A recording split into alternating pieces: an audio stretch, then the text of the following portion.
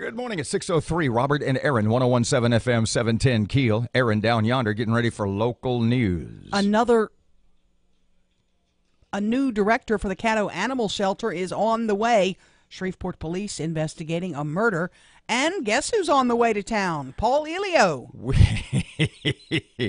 Oh, good.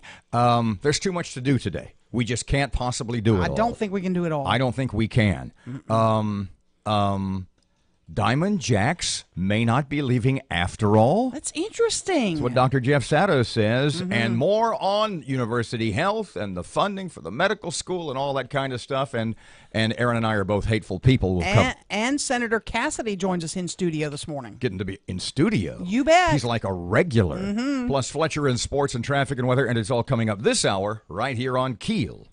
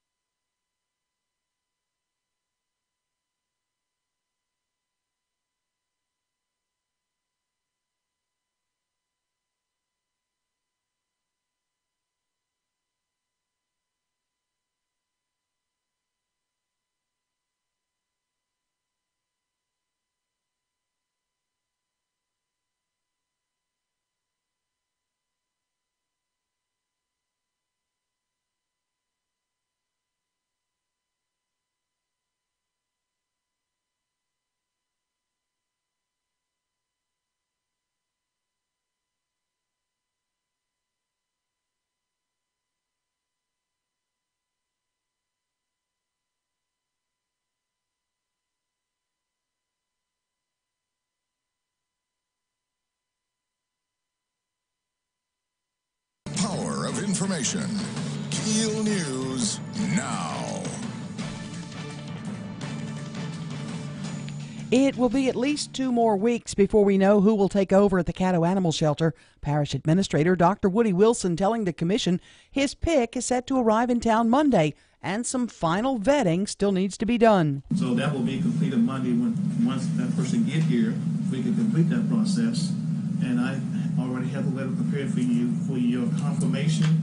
It'll go on your agenda on the 14th, and you have to vote on the confirmation on the 17th. The local animal shelter has been under fire for how it's been managed for several years. Shreveport police investigating the shooting death of a man on Vine Street. According to officers, the victim was in an argument with a man shortly before he was shot. The victim was hit multiple times in the torso and died from his wounds.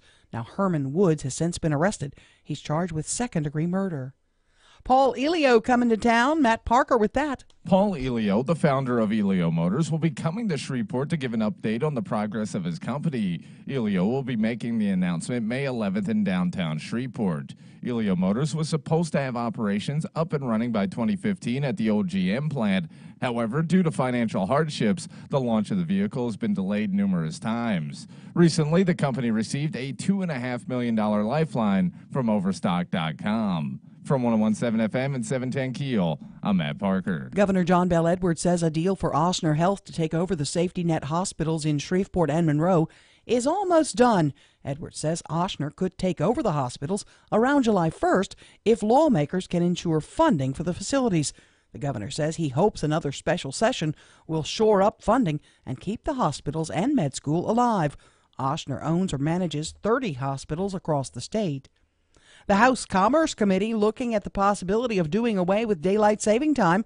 The committee passed a proposal to create a task force to study the impacts of daylight saving.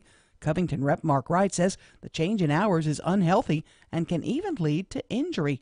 In the U.S., only 2 states don't observe daylight saving time, Arizona and Hawaii. A bill barring drivers from touching the cell phone while on the road narrowly escaped the House and is headed to the Senate. The anti-distracted driving legislation was inspired by the uptick in distracted driving road deaths. Bill sponsor, Breaux Bridge Representative Mike Huval, says the legislation is about protecting the next generation of drivers. There are gentlemen here and ladies here that have children that will be driving soon. They will be concerned about distracted drivers. The bill passed with 53 votes. DeSoto Parish has a new superintendent of schools. After months of interviews, the DeSoto School Board has voted to name Clay Corley as superintendent. The position opened up when Dr. Cade Brumley accepted the job as head of schools in Jefferson Parish. Louisiana inching toward being one of the most restrictive abortion policy states in the country. The House Criminal Justice Committee approved a ban on abortion after 15 weeks. That would take effect after a legal battle over a similar policy plays out in Mississippi. Shreveport Senator John Milkovich tells us it's worth fighting for. If this bill stops or prohibits the murder of 100 babies, praise God for it. And I mean, if we said, well, we're going to go to Angola and there's 100 people that are innocent, but we're going to execute them anyway, people would be screaming bloody murder, and they should. Meantime, the adoption option bill that would require abortion clinics to provide information about the adoption process nears final passage. The legislation would also mandate the creation of a state website with information about adoption. Louisiana Right to Life Executive Director Ben Clapper says he hopes it will result in fewer abortions. And we want women to encourage giving their children the gift of life and also choosing adoption, which not only helps the babies but helps the mothers as well. The bill has received little opposition. President Trump says his $130,000 reimbursement of a hush payment made to porn actress Stormy Daniels was not tied in any way to his campaign. His lawyer, Rudy Giuliani, said this week that Trump repaid the money given to Daniels to keep her quiet about an alleged affair with the president. Legal experts, though, say it raises questions, including whether the money was for paying back an undisclosed loan or reimbursement for a campaign expenditure. The World Video Hall of Fame has new members. John Madden Football, Tomb Raider, and Final Fantasy VII round out the class of 2018.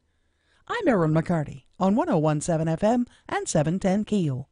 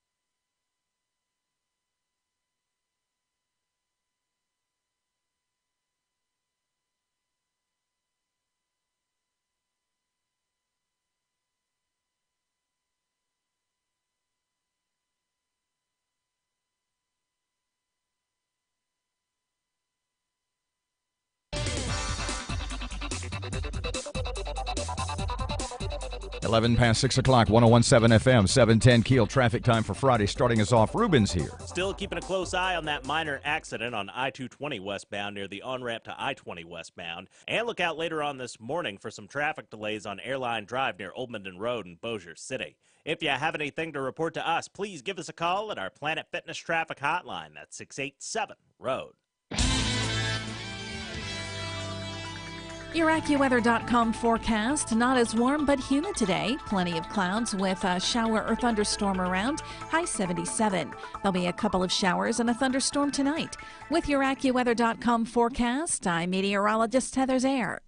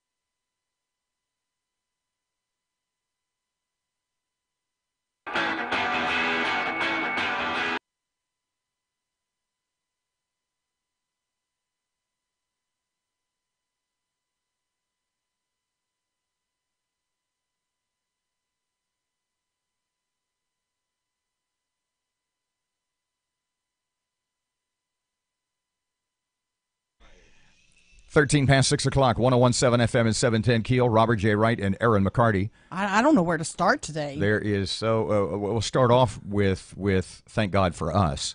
Oh yeah. Because of Matt. Matt is just we made an assumption during the news break that Matt is not ready for the real world. No, he's not. That good thing for us that we're here to sort of cushion the we are sort of like, with no disrespect meant, we are sort of like the Loving Solutions house for Matt to enter the real world. Yeah, if we ever throw Matt into the big pool where he has to go out and get a big job, deep end, oh my God, we need to get him floaties. He needs some floaties. This studio. I try to ignore both of you because you're both idiots sometimes, and this would be one of those cases where you're just toxic dumb. Masculinity. By the way, if you have not been listening to Matt and the toxic masculinity, as it is defined by the University of Texas, like psychology department, where he is toxic. Toxic masculinity is a mental illness. Yes. And by toxic masculinity, they mean traditional men, traditional manhood. That white men are responsible for all of the world's ills dating back to probably the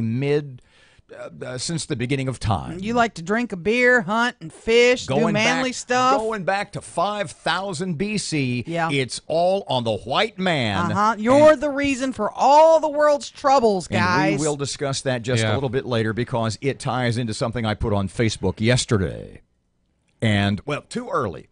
Okay, let's start with Dr. Jeff Sato from LSUS. Interesting piece. He says in an article that I found it. I found it in the Minden paper website, and it was on Dead Pelican and a couple of others. He says that because, and his term is awesome. He says it looks like you can build a land-based casino within 1,200 feet of your boat site. Right. I'm sorry. The legislature is mulling over legislation that would allow casinos to go land-based within 1,200 feet of their of their boat site. Right. So here's the deal. You and I have been looking at this the wrong way. And my brother, who's in the casino business, and I were talking about this, and Dr. Jeff sort of backs up what Bill said, is that, and he uses the term, Dr. Jeff uses the term amphibian, that they will still be river-based casinos, but then they will sort of circle around in one direction or the other and build not more than 1,200 feet onto land from the boat site. Right. That it will all be connected, that you will have sort of a land-based casino hooked on to a river-based casino, and that it's going to be as big as they can make it, as many, 3,265 gaming positions. Who was that was here who said the walkway will probably go out to the water so they can say it's all connected? Well, it will be connected. No. Follow me on this. What Dr. Jeff is saying in the article, what my brother Bill in the casino business is saying is, they will say, theoretically, knock the wall out of the end, one of the ends of the boats, and extend the boat onto land. Okay. In other words, the casino will be on the water and on the land. The way now that it's connected just by the walkway, it will be a building that is on the water and on the land. Hence his term, amphibian. You follow me now? But it won't have to sail. It won't have to have a captain anymore. They haven't for years. Right.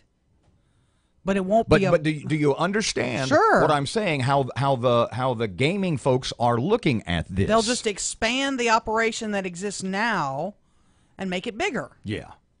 So the boat, it just can't come more than 1,200 feet onto shore. Right. That's the plan they have in mind. Not to build a separate building, to extend the boat onto land, once again, hence his term amphibian, but not more, I guess, than 1,200 feet onto shore. Well, the problem with that is if you think about the horseshoes boat, that ramp is kind of, it's adjustable. It moves up and down with the rise and fall of the Red River. Yeah. You'd have to do something hugely expensive to take care of that problem. Not so expensive. Because that ramp is movable. Not so expensive that it would keep them from expanding the size of their casino. And that's the point that Dr. Jeff makes. That the only thing that might keep Diamond Jacks, they really wanted to go south to Tangipa Parish. Peninsula Pacific is the ownership company. Right. Is the holding company. They really wanted to go south. Well, the legislature said basically, no, it's not going to happen. Mm-hmm. Because we don't feel compelled to make the Tangipahoa River, which is as wide as your bathtub, right, a navigable waterway. Let me tell you a little inside baseball on Diamond Jacks, because I have a friend who is a dealer there, and I'm probably going to get this person in trouble, but that's all right. They don't know who she is. Their tags don't say Erin's friend. No, they don't. They don't. Thank God. They have ceased spending here. For one example, I can tell you that I know that no more that's fresh happened. potatoes, no more. The dealers all have these little fans that sit beside them at the tables, and they turn these fans on to blow cool air if it's hot or whatever, or if there's somebody smoking at their table, they blow the smoke away from them. The fans go out, and they have to replace them periodically. Well, they're no longer replacing those fans. So dealers don't have those anymore at Diamond Jacks. They've just said no more spending. We're not spending anything on anything until we decide. A decision is made about what we're going to do. And that's just one little example. Imagine everything else that's breaking down that you're not. Nope, we're not fixing. Well, as it stands now, it would appear that they're not going south. Mm-hmm. I mean, what did Ronnie Jones say? Gaming control board boss. He said in the legislature, nothing's ever really dead. Sure. But it would appear for now that Tangipahoa Parish is out of the picture for Diamond Jacks, and that with every passing day that no decision is made. Yeah. And with the movement of the new on land, what Dr. Jeff calls amphibian casino plan, that sort of enhances the possibility that Diamond Jacks will stay at their current location. Your buddy, the governor, was in town last night, and he supports the move to Tangipahoa. How do you say it again? Tangipahoa. You finally It's his learned. home parish. 19 past 6 o'clock, 101.7 FM, 710 Keel traffic update now. Here's Ruben. Still keeping a close eye on that minor accident on I-220 westbound near the on-ramp to I-20 westbound. And look out later on this morning for some traffic delays on Airline Drive near Old Minden Road in Bossier City. If you have anything to report to us, please give us a call at our Planet Fitness traffic hotline. That's 687-ROAD. Your AccuWeather.com forecast. Not as warm, but humid today. Plenty of clouds with a shower or thunderstorm around. High 77. There'll be a couple of showers and a thunderstorm tonight. With your AccuWeather.com forecast, I'm meteorologist Heather Zaire.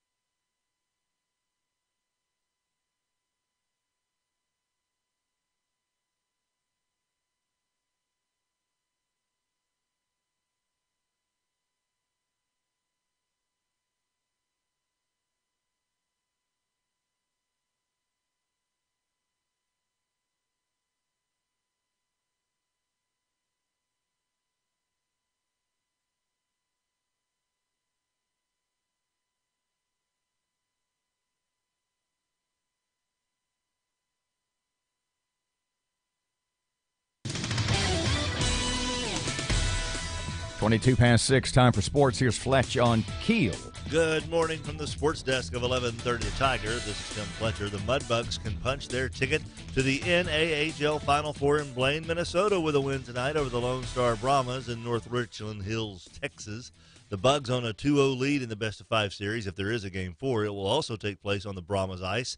Game 5, if necessary, would be at George's Pond at Hirsch Coliseum Sunday night. Cowboys tight end Jason Witten made official Wednesday what had been talked about for the last week. He's retiring to become an analyst for Monday Night Football on ESPN. He leaves as the team's all-time leader in games played, catches, and receiving yards in 15 seasons. In all those years, Witten missed just one game, and that was in his rookie year due to a broken jaw. LSU's NCAA baseball tournament chances could pivot this weekend with fifth-ranked Arkansas paying a visit to Alex Box Stadium.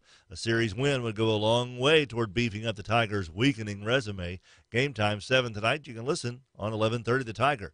NBA last night, LeBron James scored 43 points, had 14 assists to continue his role as a one-man wrecking crew in the Eastern Conference playoffs, leading Cleveland to a 128-110 rout of Toronto on the road. The Cavs lead the best-of-7 set 2-0. It's the first time a player had 40-plus points and at least 14 assists in NBA playoff history.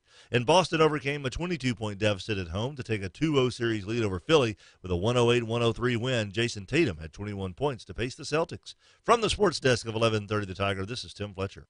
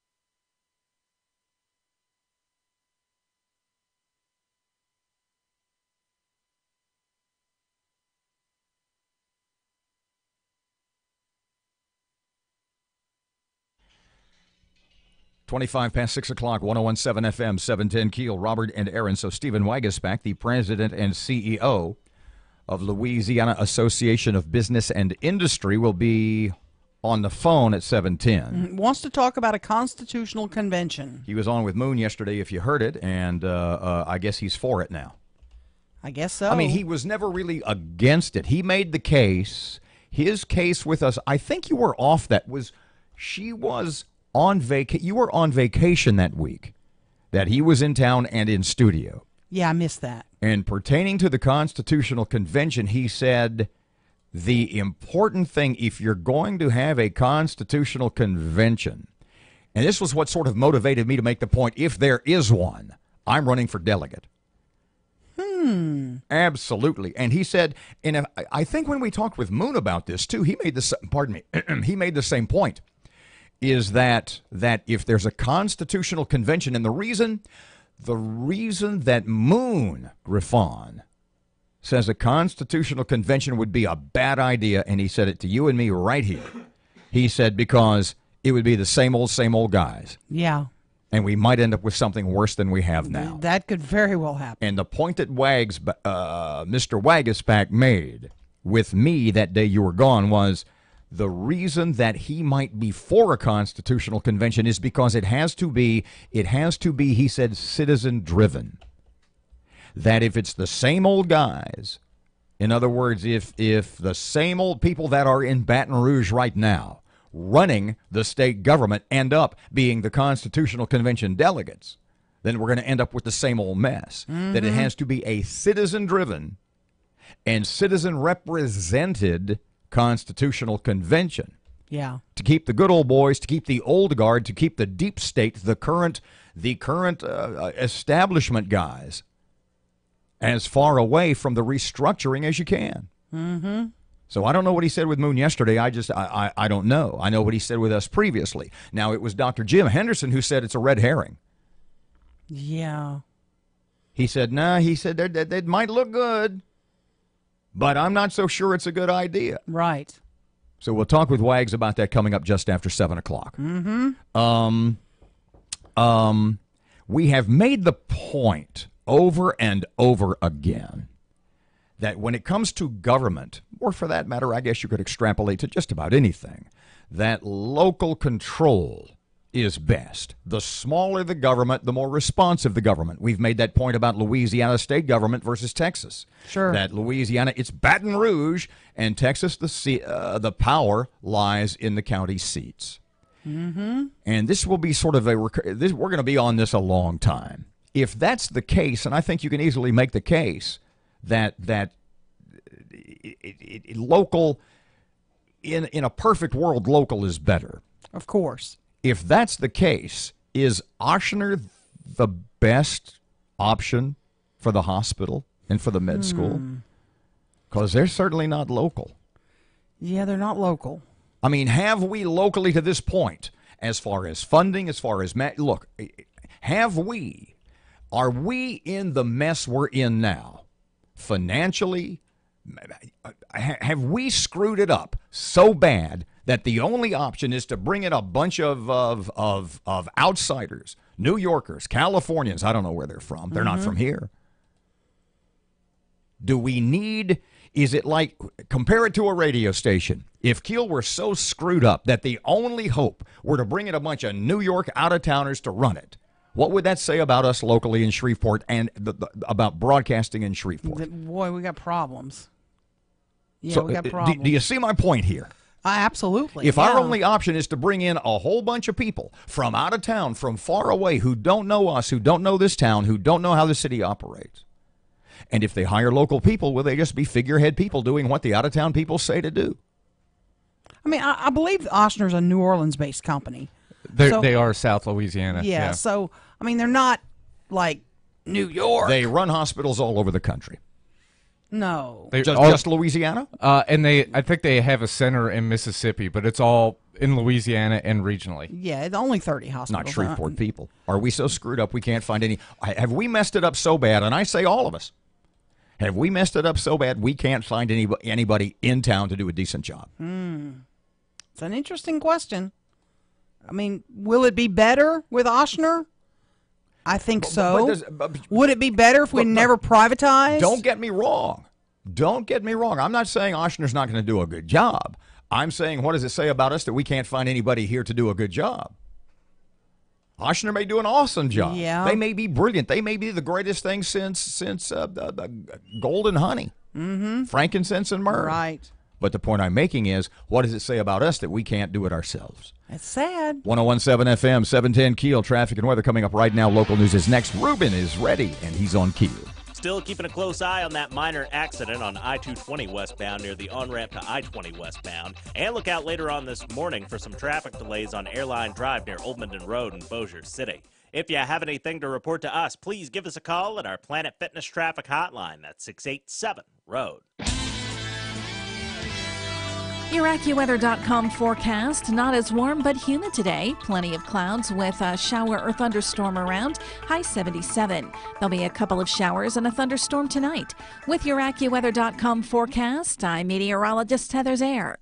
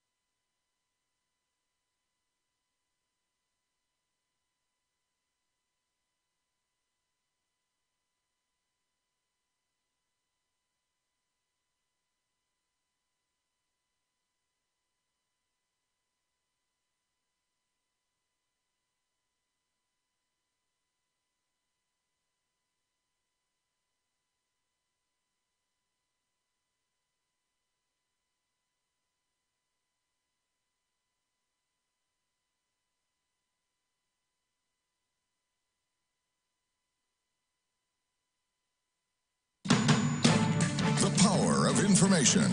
KEEL News now. A bill barring you from touching your cell phone while driving has narrowly escaped the House and is now on its way to the Senate. But the anti-distracted driving bill wasn't without opposition. Shreveport Representative Barbara Norton says living 250 miles away from the Capitol means she has to spend hours of her day on the road getting work done. You don't have to drive as far as some of us do. I'm on the phone talking to my office practically all day about one situation with my constituents or another. And I just feel that it's going to be a burden on me. The bill passed with 53 votes. Paul Elio, the founder of Elio Motors, coming to town to give an update on the progress of the company. He'll make the announcement a week from today in downtown Shreveport. Elio Motors was supposed to have operations up and running by 2015 at the old GM plant. However, due to financial hardships, the launch of the car has been delayed several times. The governor says the hospital deal is almost done. Matt Parker with that. Governor John Bel Edwards says that a deal for Ochsner Health to take over the safety net hospitals in Shreveport and Monroe is almost done. Edwards says that Ochsner could take over the hospitals around July 1st if the legislature can ensure funding for the facilities. The governor says that he hopes another special session will shore up funding and keep the hospitals and med school alive. Ochsner owns or manages 30 hospitals in the state.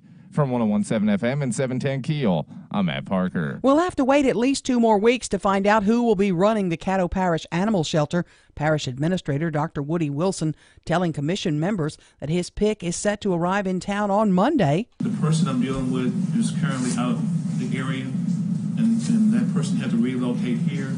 They'll be here Monday. Dr. Wilson says he hopes to get everything ready for approval by the commission on the 17th. Louisiana closer to having one of the most restrictive abortion policies in the country. We've gotten way too casual about the murder of infants in our society. And I'll tell you what, we want Louisiana to be number one in this category, taking the fight to the abortion industry, shutting them down, and kicking their tails out of the state. Shreveport Senator John Milkovich says the bill is now headed to the House floor. The bill would ban abortions after 15 weeks, but would only take effect after a legal battle over a similar policy plays out in Mississippi. DeSoto Parish has a new superintendent of schools. Clay Corley gets the job. He takes over from Cade Brumley, who's now the superintendent in Jefferson Parish. If you're looking for work in the area, several opportunities. The Century Leak Center, Northwest Louisiana War Veterans Home, Loomis, the Bossier Library, and several other companies are looking to hire people immediately. A shooting overnight in Shreveport leaves a man dead. It happened on Vine Street. A suspect is in custody now. Herman Woods is charged with second-degree murder. Hundreds of thousands of Arizona school children can go back to class now that the legislature passed an education funding deal ending a 6-day walkout. And an Illinois high school is reprinting yearbooks after a student who uses a wheelchair was listed in the yearbook as, quote, most accident prone. I'm Erin McCarty on 101.7 FM and 710 KEEL.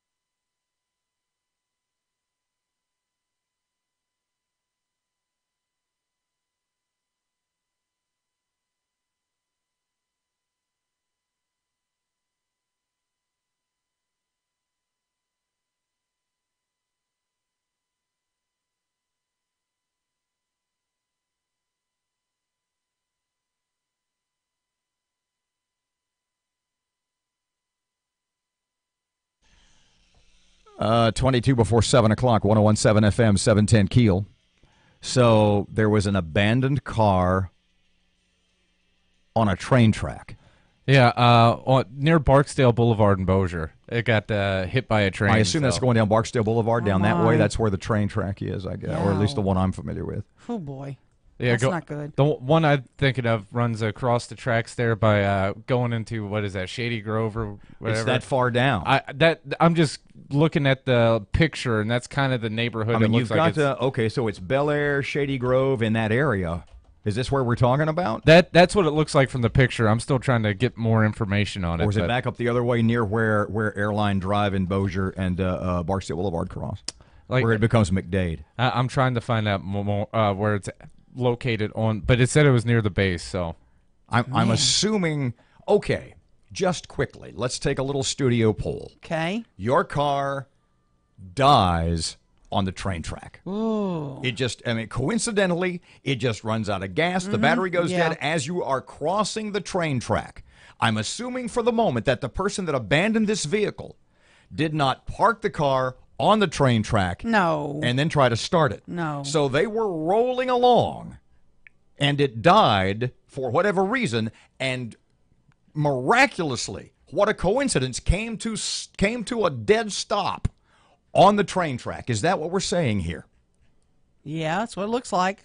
Yeah, and technically it's an abandoned car on Industrial Drive. You know, like the back way into the base there on Industrial. Okay, so it's way the other side. Yeah, Going to the DMV, yeah. So the point I'm making is this. Your car's rolling along, you're driving down the road, and something goes wrong, and for whatever reason, you trying to squeeze the last little bit of rollage out of the vehicle. Sure. It comes to a dead halt. Dead. On the train track. Right. So what do you do? I try to push it off the track. Bingo. Of course I do. Because if it's crossing the track, you might get T-boned by a choo-choo, which is basically what happened, right? Yeah, somebody posted a video that I know on Facebook, and it looks like the car's on fire. So I guess it got creamed pretty good on the track. Or they set fire to it when they walked away. But see, I don't think I could push my car by myself off I'd the be track. waving people down. I would. I would assume, the first thing I would assume, like in Stand By Me, you know when they're going over the train track, over the great... Yes. And the train starts coming? Oh, man. There's a train comes once a day, but you know that train's coming the same time you're crossing that bridge. Mm-hmm. The same time you're crossing that trestle. I would assume that if my car died on the train track, that the way my life works, that train was about 90 seconds away, Yeah. and I better the hell move that car. You better get it out of there. This person didn't think that way. No, they didn't. 639, 1017 FM, 710 KEEL traffic and weather updates right now. Ruben for Friday morning on KEEL. Still keeping a close eye on that minor accident on I-220 westbound near the on-ramp to I-20 westbound. And look out later on this morning for some traffic delays on Airline Drive near Old Minden Road in Bossier City. If you have anything to report to us, please give us a call at our Planet Fitness traffic hotline. That's 687-ROAD. Your AccuWeather.com forecast, not as warm but humid today. Plenty of clouds with a shower or thunderstorm around, high 77. There'll be a couple of showers and a thunderstorm tonight. With your AccuWeather.com forecast, I'm meteorologist Heather Zaire.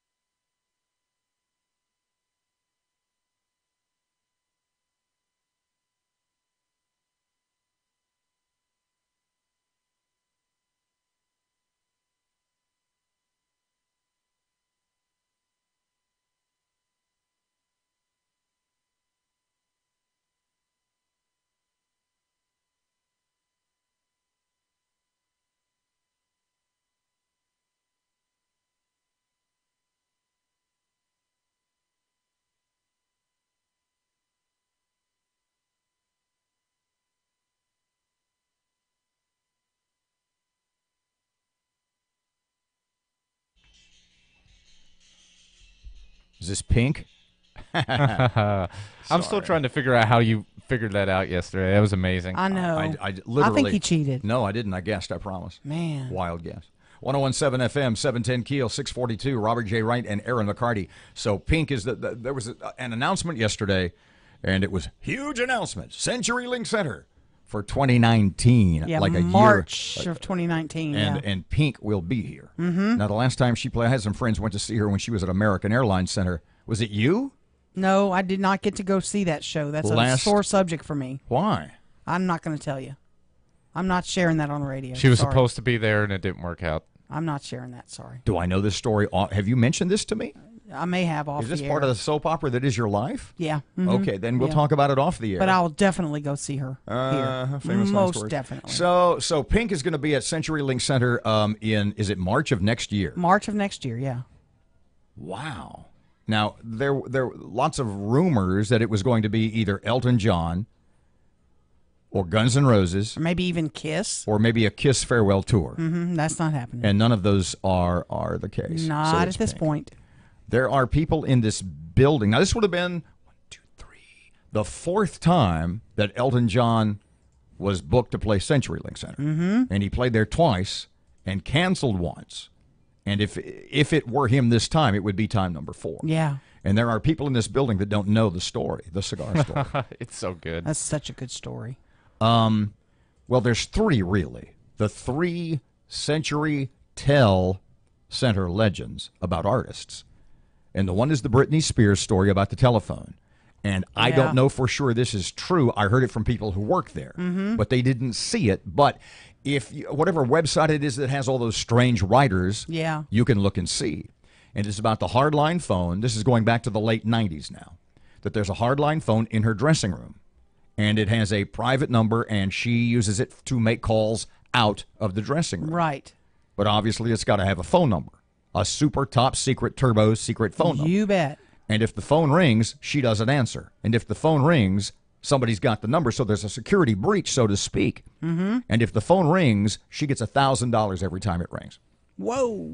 That's legend number 1. Wow. Legend number 2 is Christina Aguilera? Well, that's the best one. We'll do that one last. Okay.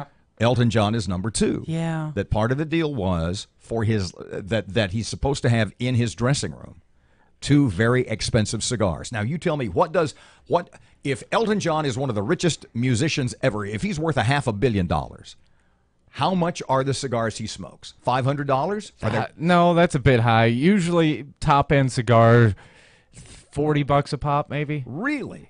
I mean, I'm sure there's more expensive ones, but every cigar shop I've ever been to in my life, and, I enjoy a good cigar as much as anybody else, most I've ever seen is $40, $50. So they're supposed to have these specific cigars in the dressing room for Elton John. Right. And the afternoon of the show rolls around, and they don't have them yet. They can't find them. They can't track them down. I know this to be true because I know the guy that then worked for the Mudbugs because their offices at that point were in Century Tell Center. Right. And he evidently had some connections at Horseshoe at the tobacconist there. And he said, well, I can get the best they've got. Maybe he won't notice. So as the story goes, and he told me this, that he goes to Horseshoe, he gets the cigars, he brings them back. They put these 2 expensive cigars in Elton John's dressing room. The problem is Elton John knows those aren't the right kind of cigars. If you remember, the show was canceled. He cited throat and voice problems. Right. The legend is that he canceled the show. Over the cigars? Because they were the wrong cigars. Boy. Now, the greatest legend of all time. This is not legend. This is true. Yes, but it's legendary. And we know it to be true because we know the people there. Yeah. And we were still on, it was the latter days of 94.5, and Chris Calloway, who is now deceased, was our program director. Mm-hmm. And it was when Justin Timberlake was here with Christina Aguilera. Yep. Big show. And Justin Timberlake was doing a meet and greet with some listeners from K94.5, the station. This is 98 or maybe 2001 or 2, I don't remember. But that's the station we were on at the time. And so Chris takes a bunch of listeners and a few folks from the station for a meet and greet with Timberlake. Christina doesn't do meet and greets. Right. And they are walking through, if you've been backstage, if you've been through the tunnels, that it's literally a myriad of tunnels at Century Tel Center, Yeah. the old Century Tel And they Center. have to line up, yeah. And they're walking down the halls on the way to meet Justin Timberlake. And they are stopped by security people.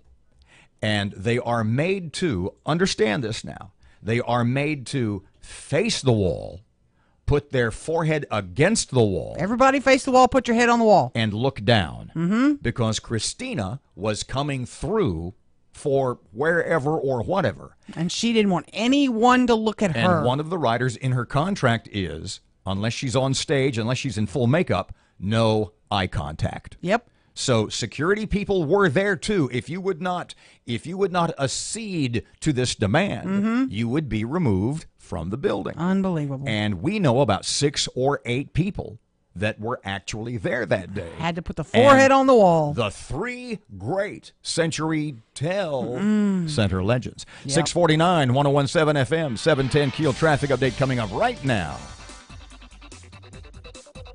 Or not. KeelAccuWeather.com forecast. Mostly sunny, a few clouds later today, and a chance of rain this evening. High today near 80. Right now it is it's kind of warm outside at Keel.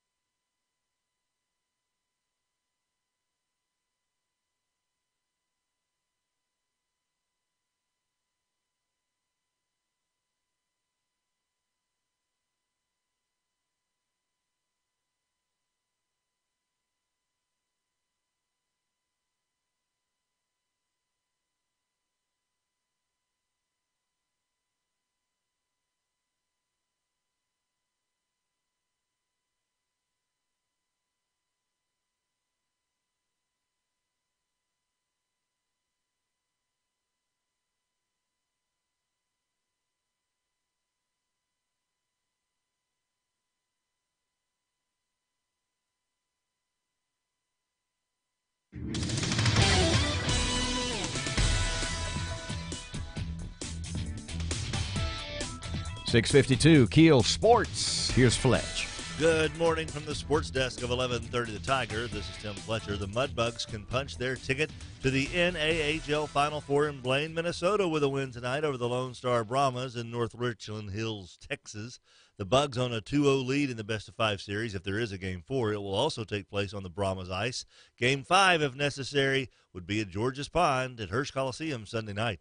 Cowboys tight end Jason Witten made official Wednesday what had been talked about for the last week. He's retiring to become an analyst for Monday Night Football on ESPN. He leaves as the team's all-time leader in games played, catches, and receiving yards in 15 seasons. In all those years, Witten missed just one game, and that was in his rookie year due to a broken jaw.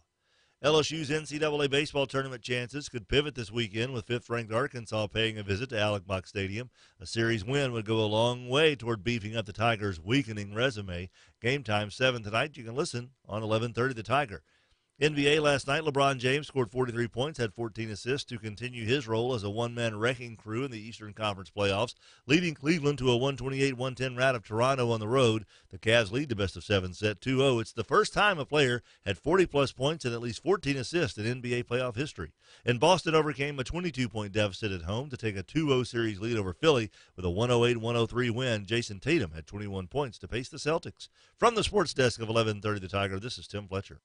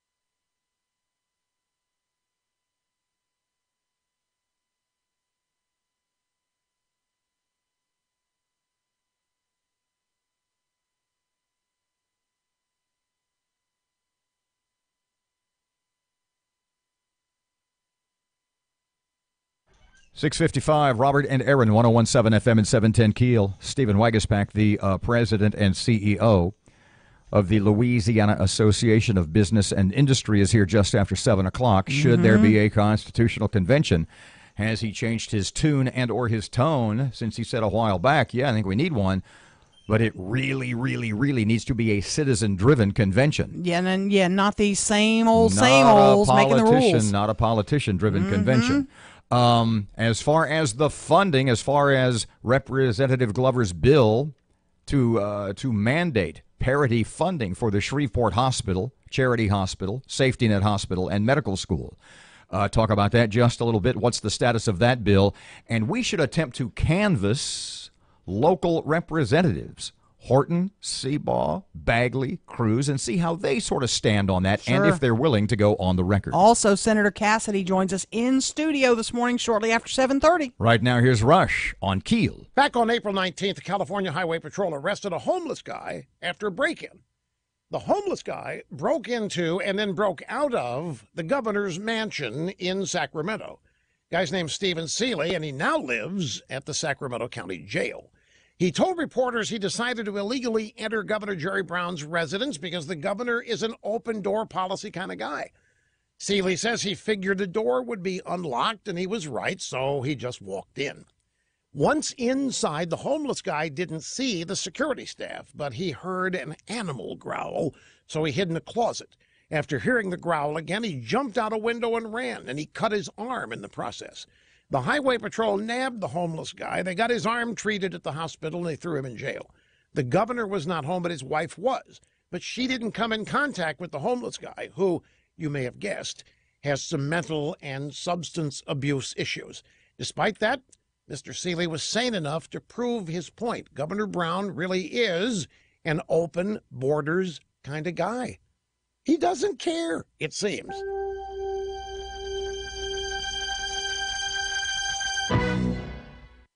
Spring. The birds are chirping, the flowers are blooming, the lawnmower is... the lawnmower is not starting. Get Mechanic in a Bottle. Mechanic in a Bottle fixes poor or non-running engines by cleaning the fuel system. No more costly repairs. Just one bottle of Mechanic in a Bottle should do the job. Available at the Home Depot, Tractor Supply, and Walmart, or visit mechanicinaBottle.com. Trusted by engine and equipment manufacturers everywhere. Also look for Ethanol Shield Fuel Stabilizer, because treating your fuel all year prevents trouble in the spring.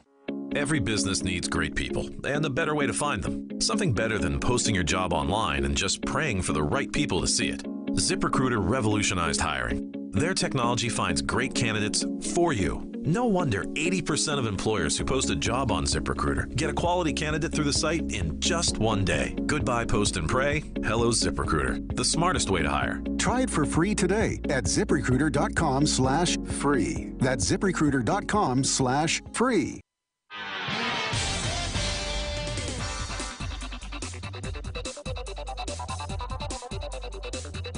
Keeping an eye right now on some slow-moving traffic on Uri Drive near East Kings Highway, and we have some traffic delays on Hamilton Road near Barksdale Boulevard in Bossier City. If you have anything to report to us, please give us a call at our Planet Fitness Traffic Hotline. That's 687-ROAD.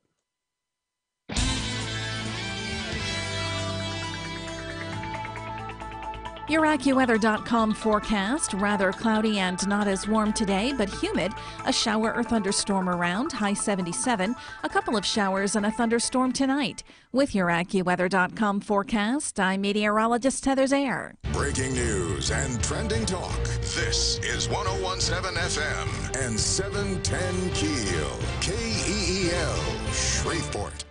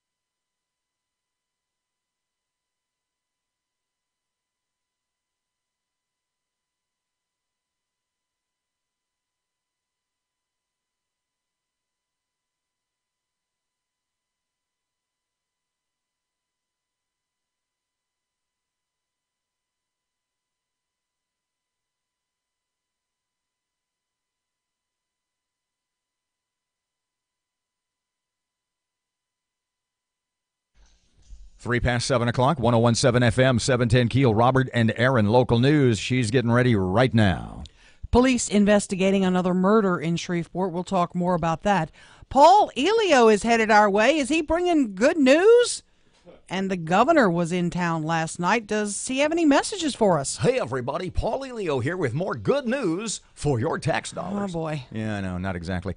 Stephen Wagasback, he's the president and CEO of the Louisiana Association of Business and Industry, talking potential constitutional convention in a couple of seconds. And Senator Bill Cassidy is in town. He'll be in studio. He's like a regular guest. I love him. Teach him to run the equipment. He work for us. When Matt's gone, oh, yeah. Dr. Bill could be here. And we'd have in-house medical care. Fletcher in sports, traffic, and weather, and it's all coming up this hour right here on Keel.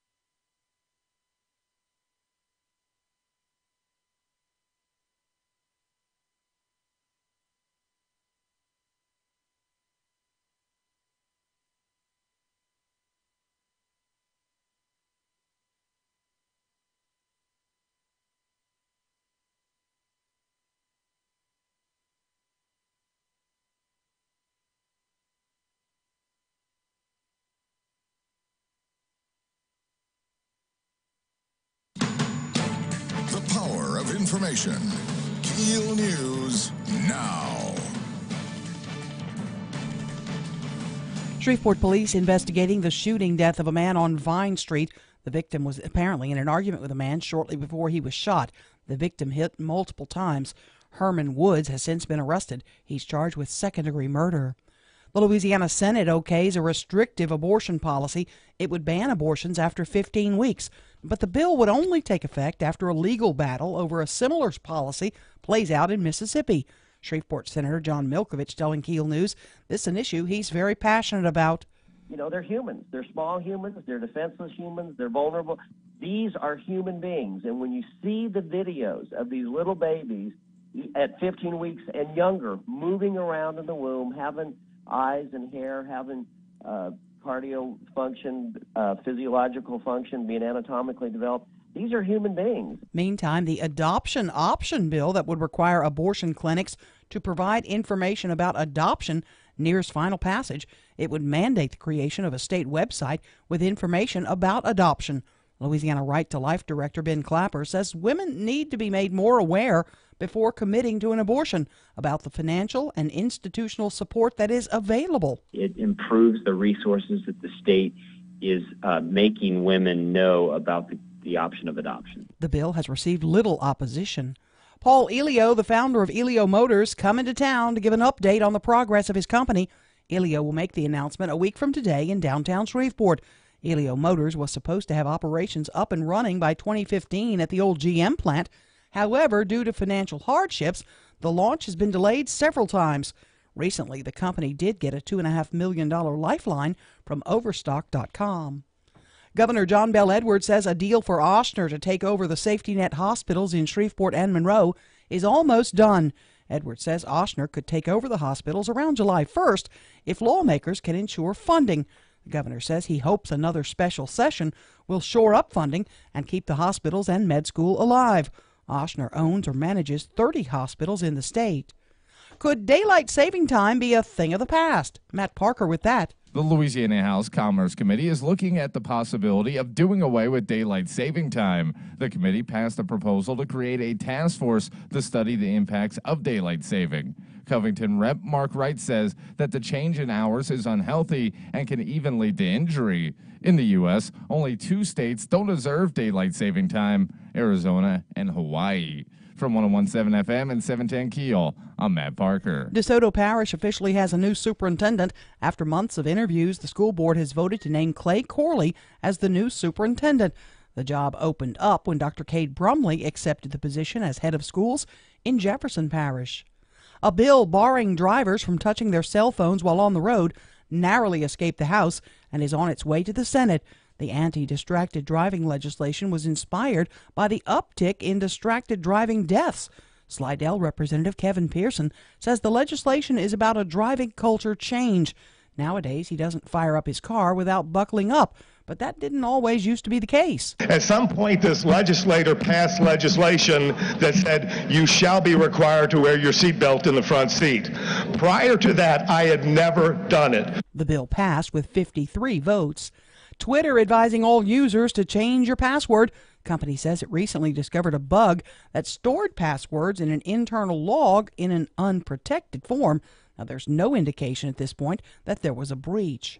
For police in Massachusetts, chasing down a clue was, well, child's play. They say a fingerprint left in a hunk of Play-Doh led them to a shoplifting suspect. I'm Erin McCarty on 101.7 FM and 710 KEEL.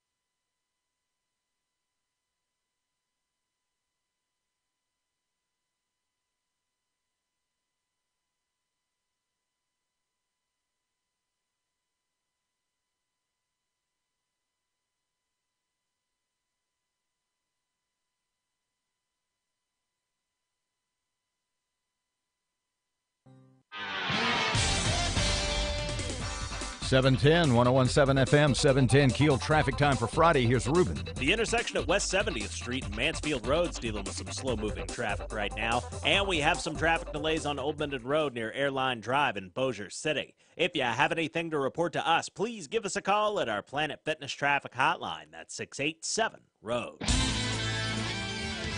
Your AccuWeather.com forecast. Not as warm, but humid today. Plenty of clouds with a shower or thunderstorm around. High 77. There'll be a couple of showers and a thunderstorm tonight.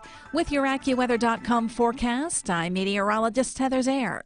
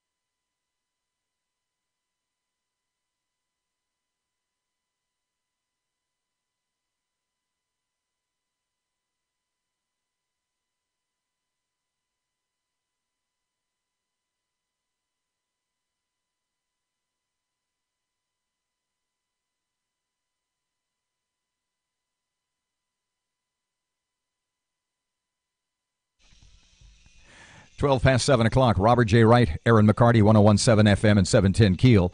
Don't forget, KEEL app, a free download presented by Office Furniture Source. Stephen Wagaspack is the president and chief executive officer of the Louisiana Association of Business and Industry. The head cheese. And one who wished me happy birthday. Hey, Mr. Wags, how are you today?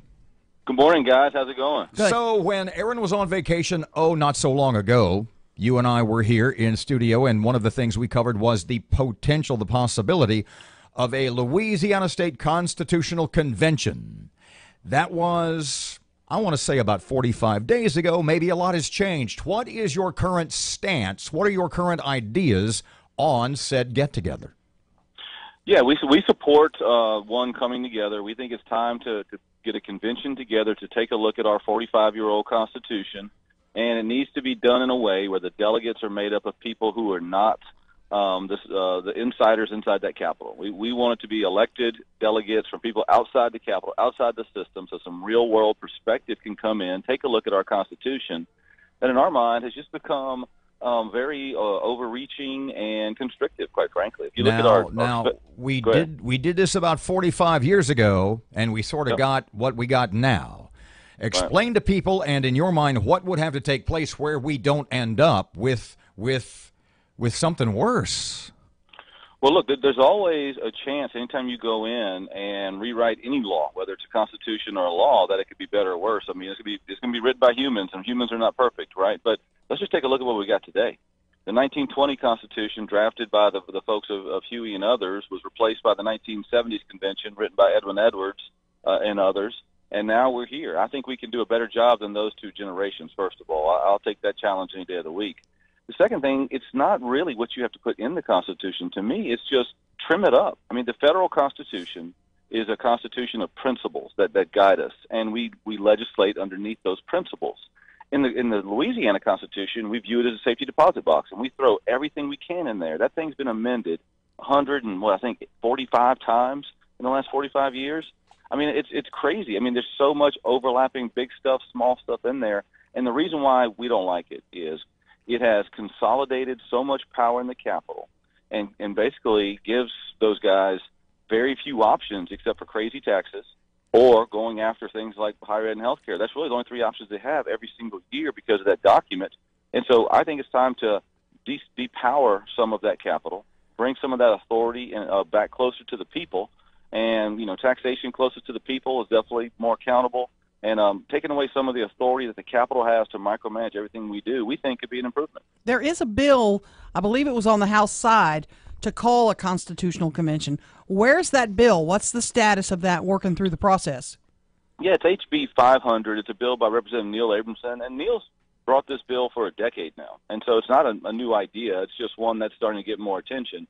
And it'll be up next week. And I'll be honest with you, the votes are extremely tight. And so I don't know if it's going to get off or not. It's a close count.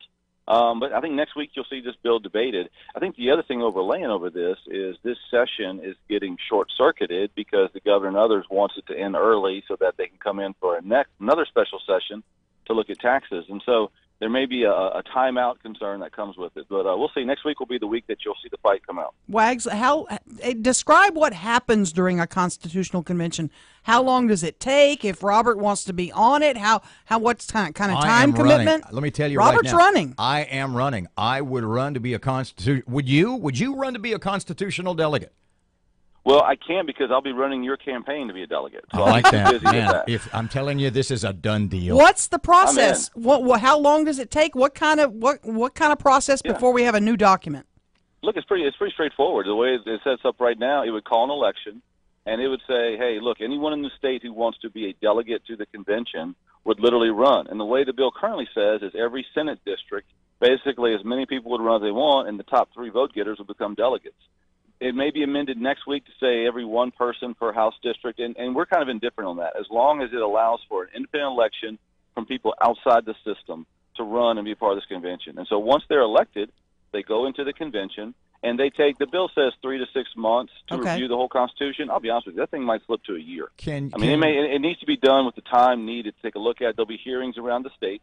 Once they come out with a document they want to propose to the people, it goes straight to the ballot, and the people vote for it. And that way the people can say, hey, like what you did, let's vote yes. Don't like what you did, let's vote no and keep what we got. That is a healthy process. Whether we end up with a document we like or not, I don't see the harm in that, because if we don't take this road and say, no, let's just stay what we're doing right now, let's take a look how it's been the last several years. The Capitol is not giving us good solutions on anything. It's always chaos. It's always some cliff that we're always being beat over the head with. Let's get out of this trap and get into a cleaner document and stop putting all of our power and tax dollars and patronage in that Capitol. You know, you made the point repeatedly, and in fact earlier in this conversation, that so much of the power in Louisiana, as opposed to Texas, for example, is in Louisiana. We're power centric in Baton Rouge. Can you imagine a scenario where anybody in Baton Rouge will willingly give up so much of the power they have? They will not. I will tell you, let me say it again. They will not. That's why you've got a couple of legislators right now screaming their head off, saying this is a horrible idea and there's a big conspiracy theory and all this stuff. Take a look at those guys' records. And those are the ones the last couple of years that have been pushing some of the big taxes. They've actually authored some of the bills. They don't want that power to slip from their fingers. And so they're throwing a lot of, mud around. That's fine. We can take it.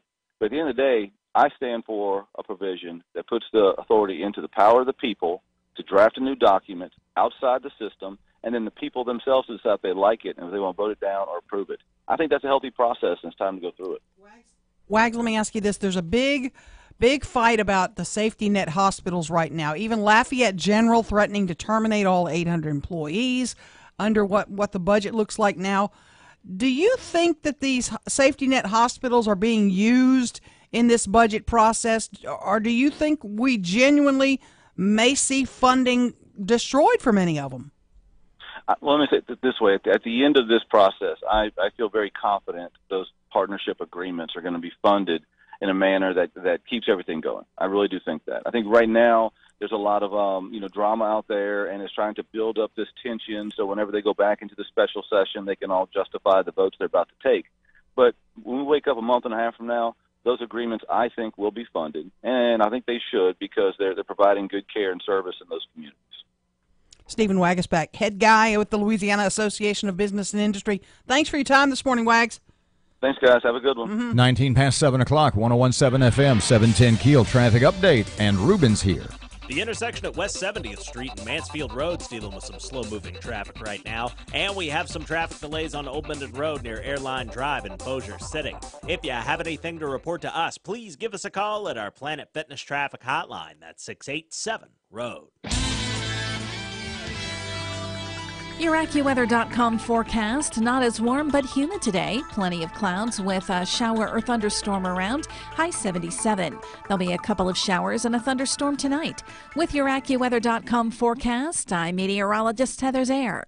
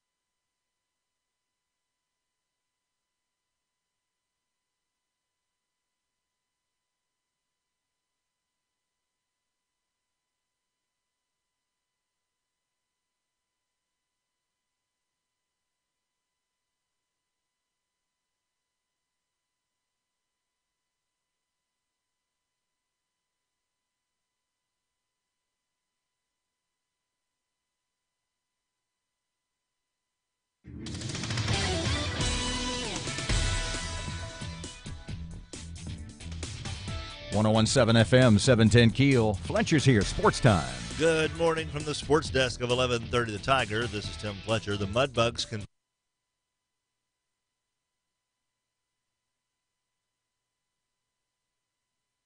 in there. That thing's been amended. Those are the ones the last couple of years that have been pushing some of the from people outside the system.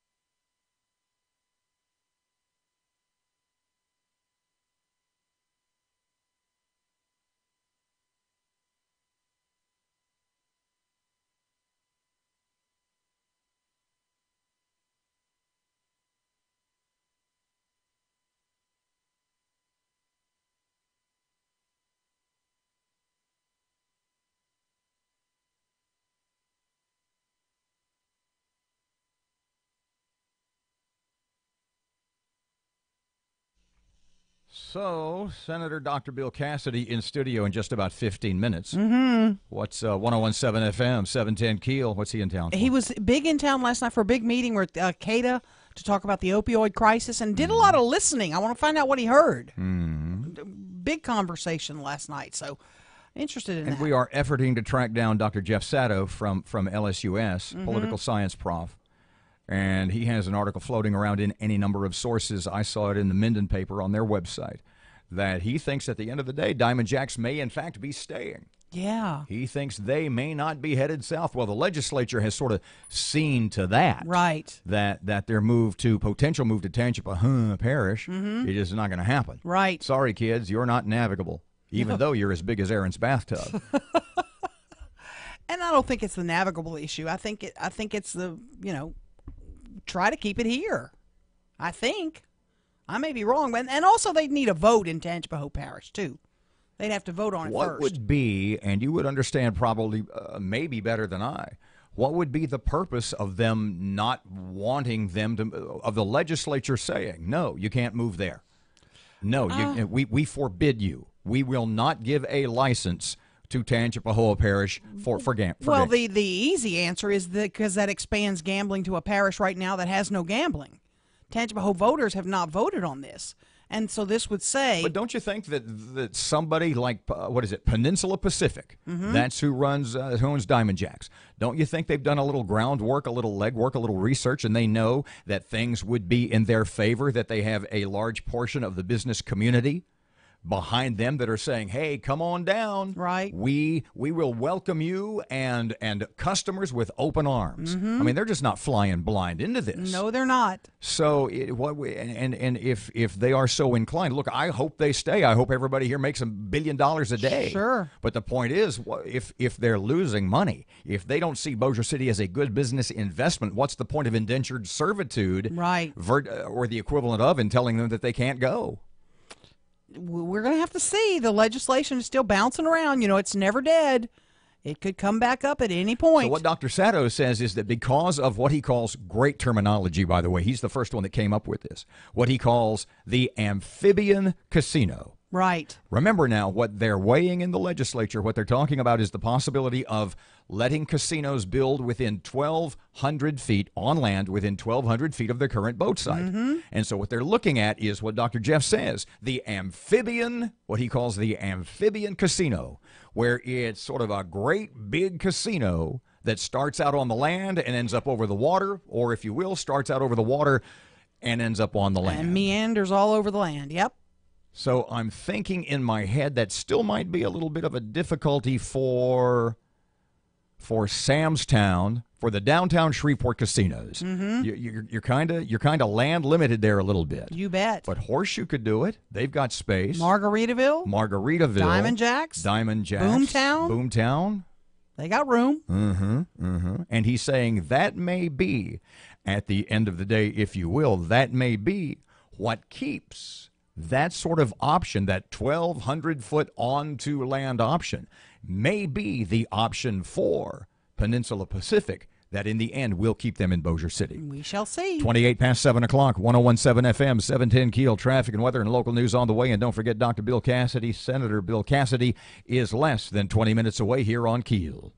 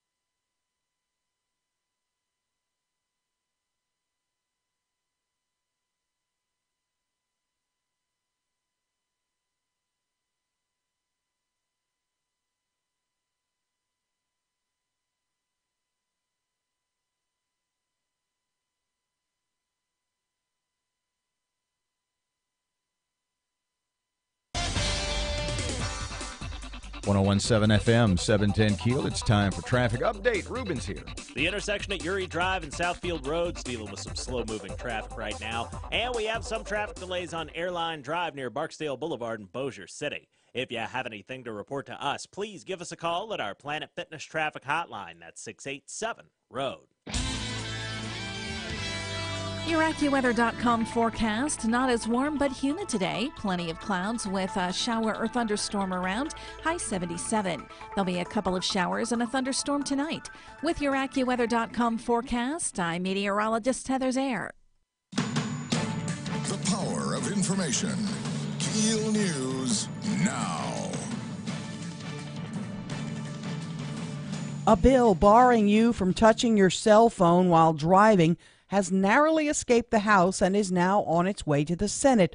But the anti-distracted driving bill wasn't without opposition. Shreveport Representative Barbara Norton says living 250 miles away from the Capitol means she has to spend hours of her day on the road getting work done. You don't have to drive as far as some of us do. I'm on the phone talking to my office practically all day about one situation with my constituents or another. And I just feel that it's going to be a burden on me. The bill passed with 53 votes. Paul Elio, the founder of Elio Motors, coming to town to give an update on the progress of the company. He'll make the announcement a week from today in downtown Shreveport. Elio Motors was supposed to have operations up and running by 2015 at the old GM plant. However, due to financial hardships, the launch of the car has been delayed several times. The governor says the hospital deal is almost done. Matt Parker with that. Governor John Bel Edwards says that a deal for Ochsner Health to take over the safety net hospitals in Shreveport and Monroe is almost done. Edwards says that Ochsner could take over the hospitals around July 1st if the legislature can ensure funding for the facilities. The governor says that he hopes another special session will shore up funding and keep the hospitals and med school alive. Ochsner owns or manages 30 hospitals in the state. From 1017 FM and 710 Keel, I'm Matt Parker. We'll have to wait at least 2 more weeks to find out who will be running the Caddo Parish Animal Shelter. Parish Administrator Dr. Woody Wilson telling commission members that his pick is set to arrive in town on Monday. The person I'm dealing with is currently out of the area, and that person had to relocate here. They'll be here Monday. Dr. Wilson says he hopes to get everything ready for approval by the commission on the 17th.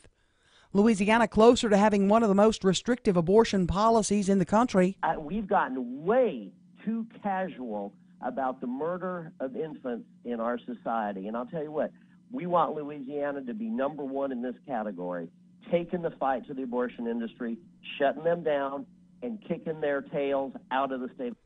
Shreveport Senator John Milkovich says the bill is now headed to the House floor. The bill would ban abortions after 15 weeks, but would only take effect after a legal battle over a similar policy plays out in Mississippi. DeSoto Parish has a new superintendent of schools. Clay Corley gets the job. He takes over from Cade Brumley, who's now the superintendent in Jefferson Parish. If you're looking for work in the area, several opportunities. The Century Leak Center, Northwest Louisiana War Veterans Home, Loomis, the Bossier Library, and several other companies are looking to hire people immediately. A shooting overnight in Shreveport leaves a man dead. It happened on Vine Street. A suspect is in custody now. Herman Woods is charged with second-degree murder. Hundreds of thousands of Arizona school children can go back to class now that the legislature passed an education funding deal ending a 6-day walkout. And an Illinois high school is reprinting yearbooks after a student who uses a wheelchair was listed in the yearbook as, quote, most accident-prone. I'm Erin McCarty on 1017 FM and 710 Keel.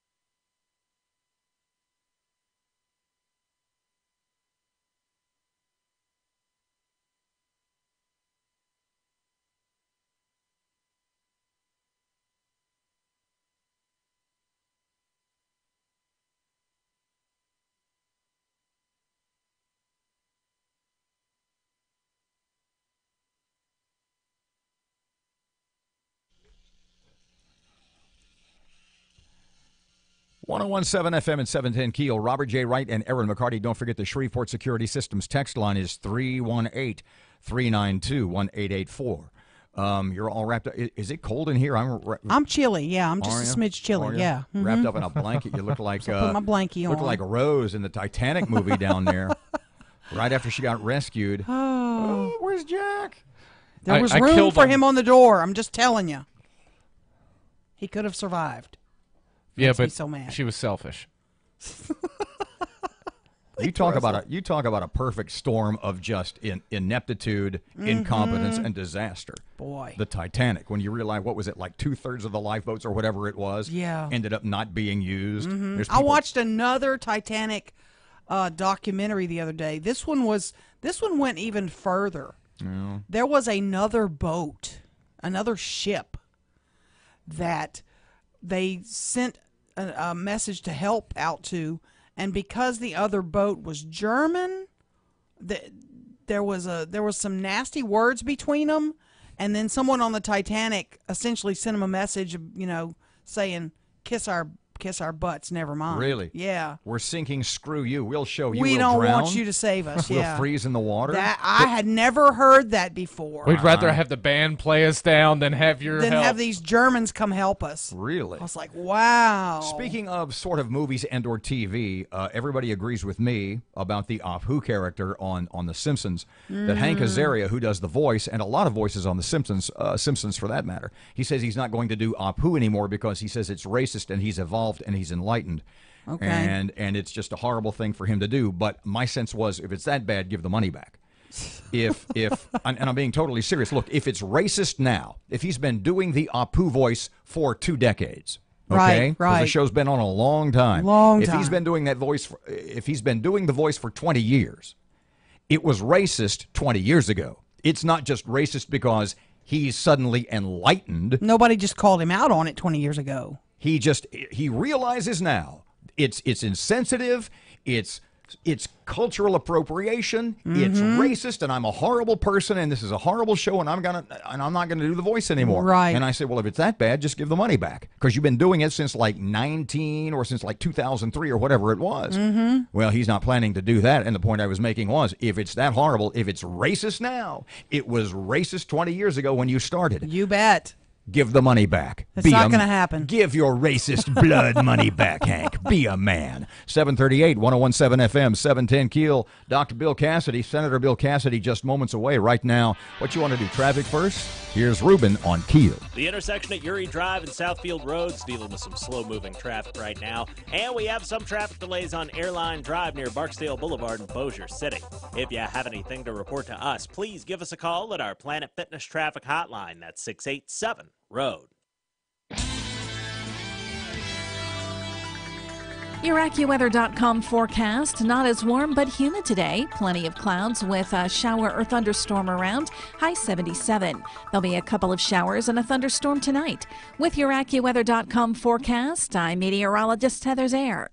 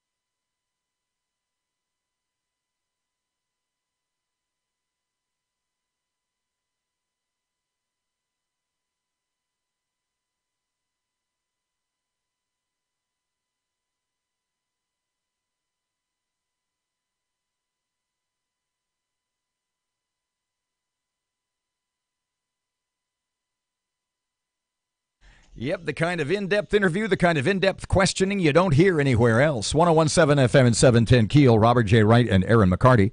Senator Bill Cassidy, Dr. Bill is here. Welcome back. Great to have you here. Hey, thank you for having me. When I said in-depth questioning, like 60 Minutes, who are you? Down there.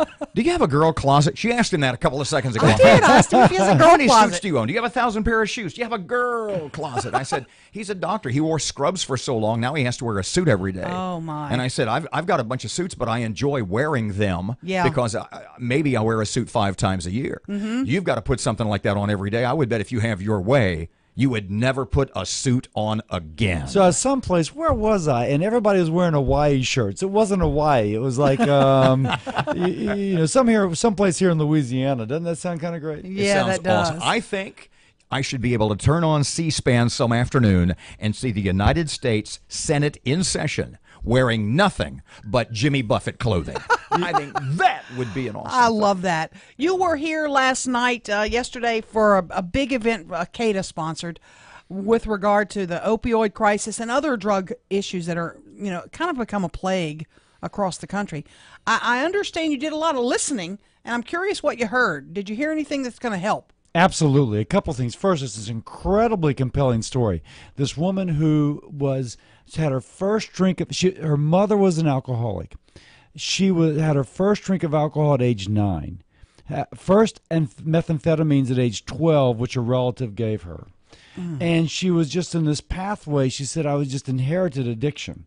And she's in this pathway to self-destruction, has a child, and after having the child wants to make a change.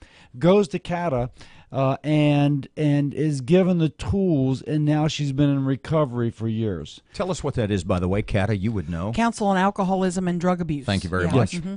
And then one of the board members stops me on the way out, a younger man, an attorney. He says, I was an alcoholic, and my parents did an intervention and rescued me from my alcoholism, and now I am, he didn't have to tell me. I knew he's a successful attorney. So a real story of hope. Shout out to Sheriff Whittington. Sheriff Whittington is working with the Department of Corrections. If they arrest somebody on drug charges, they differentiate between a hardened criminal and someone just getting started. They try and divert the one getting started so that their life can be whole, as opposed to mixing them with a hardened criminal. Is the medical profession talking opioids here, painkillers, etc., especially prescription stuff? Is the medical profession nationwide just coming sort of an awakening, if you will, as to the dangers of the collateral damage that they're doing? Has that been something that's been discussed in the medical field for a long time? Because it's I've known people who have been on painkillers for like 2 days, and I know that the prescriptions that doctors pass out now are like, okay, I'm going to give you 3 of these, and you will never get any more from me than that, because they're so addictive, right? Totally. And I can say, because there's some people who are genetically predisposed to becoming addicts. And so you give them a 2-week supply, they end up as an addict. There is increasing conversations among dentists, physicians, and other prescribers as to how to limit that. And we've been very proactive in Louisiana. Dentist medicine have all tried to educate their members to decrease the number of opioids being prescribed, if you have to prescribe at all, and then helping law enforcement round up those few bad actors. That troubles me a little bit, because I think, as a person who's, middle of my life, I think if something were to happen to me, hush up down there. That wasn't me. I'll throw something at you. If I were to need a prescription, I'm worried that I won't be given opioids or whatever it would be because of and I'm not going to be the person that becomes addicted. It's just not in my nature. But that I won't get the right drugs because of the concern about the addicted folks. You follow me? A couple things about that. First, my daughter recently had oral surgery. And the doctor gave her a prescription for opioids. But I'm a doc. I said, you don't need these. So I put her on Tylenol, maximum strength, several times a day. And in between gave her Motrin, maximum strength, several times a day. She was totally pain-free, as much as you can be, but as much as she would have been without opioids. Never took an opioid. So one thing, we don't have to immediately go to opioids. There's a lot of other things that we can do to avoid That said, the people are still allowed to give these medications, just not as many per dose, with more care to make sure folks aren't addicted. Is there pressure on physicians by big pharma, by the companies that make those pills? Is there pressure on the medical profession to prescribe those a little more freely? The opioids? Yes. So what clearly had happened is that Purdue Pharmaceuticals began to promote opioids in a way which, in retrospect, was not a good thing. And there was a sense that giving opioids was benign. As it turns out, it's not benign. People did become addicts and having an incredible number of problems. Purdue is being investigated as to whether or not what they did was illegal, certainly unethical. I can't say that it was, but they're being investigated and even sued regarding this. What can Congress realistically do to help solve this? What are you working on? Congress has made a lot of money available for states and local communities to put in programs. But unless there's local leadership, nothing happens. That's why it was so great to go to that CATA program yesterday and to hear from the folks there, to hear from Sheriff Whittington, Department of Corrections. There is local leadership here. There is local leadership, which means that there can be hope. I'm also doing other things. What can you do to make sure that if we're putting money into a program, that it's accountable for good results? Not just a way to earn income for the director of the program. We've got to be wise with how we spend taxpayer money. You had, as I recall, and I know you'll correct me if I'm wrong, you took a rather controversial stand, I think, during the campaign when you said that you were in favor of medical marijuana, right? Yeah, right. And that has come to pass in Louisiana. I know you think it's a good idea. Tell folks why, and at the same time, why you think it has to be and will be so tightly controlled. Well, so one, marijuana just is pervading our society. I'm a physician, and I would always ask my patients, do you smoke marijuana? Oftentimes they would. And how hard is it to get? Not hard at all. And so one, it just seemed to be out there. But then there's some folks who it would really benefit. I was treating hepatitis C. The medication you gave caused nausea and would make people lose weight. So just as for chemotherapy, people would take marijuana in a way that would help their appetite increase and help their nausea decrease. So I saw that there was a medicinal effect. A woman on chemotherapy, I know, the only thing controlling her nausea was the marijuana. Now, that's not to say that you need to be selling joints on the sidewalk. Not saying that at all. But if there's a patient with a legitimate need, it seems reasonable that she should be able to get it. Also reasonable that we do research, that we find, just what is true and what is not true. If it's not true, it shouldn't be promoted. But if it can help someone like these patients on chemo, well, then I'm okay with that. Let me ask you this. I know you don't sit on the sidelines and watch, but you're no longer as active as you used to be. The safety net hospital crisis in Louisiana, you have to have an opinion about what's going on. So we need a healthcare system which is access for everyone to have healthcare, but which is sustainable for the health for the taxpayer. We have a budget right now in our state which is obviously running a deficit, and so as a result, the LSU hospitals are bearing the brunt of the tax cuts. Now it's kind of crazy. I was just looking at statistics on the way over here. On a per capita basis, Louisiana state government gets more money in taxes than Texas does, than Alabama, Florida, or Georgia, South Carolina. There's more money coming into this state not from the federal government, but from the state tax base than those states. Wow. Now, you can't help but notice, you go to Houston, they're building more interstate in Houston and Harris County than we're building in the entire state of Louisiana. So we're not spending our money wisely. We have to be able to support those hospitals, but we have to spend the money we have wisely. Taxpayers are giving that money to the state government. You have to treat it like it's your own. What you up to rest of the day? Headed back to D.C.? What's the plan? No, we've got a couple more stops here in Shreveport. Then we go back to Baton Rouge. We've been working the state all week. New Orleans, Livingston Parish, North Shore, Lafayette. It's been a great week. Wonderful. Well, let me know if you need a bigger closet or more shoes. I'll be happy to help you. Girl closet, you got to define that for me. Erin's has her own zip code. Dr. Bill, a pleasure as always. Senator Bill Cassidy, thank you very much. 749, 1017 FM, 710 Keel traffic update now. Ruben's here on Keel.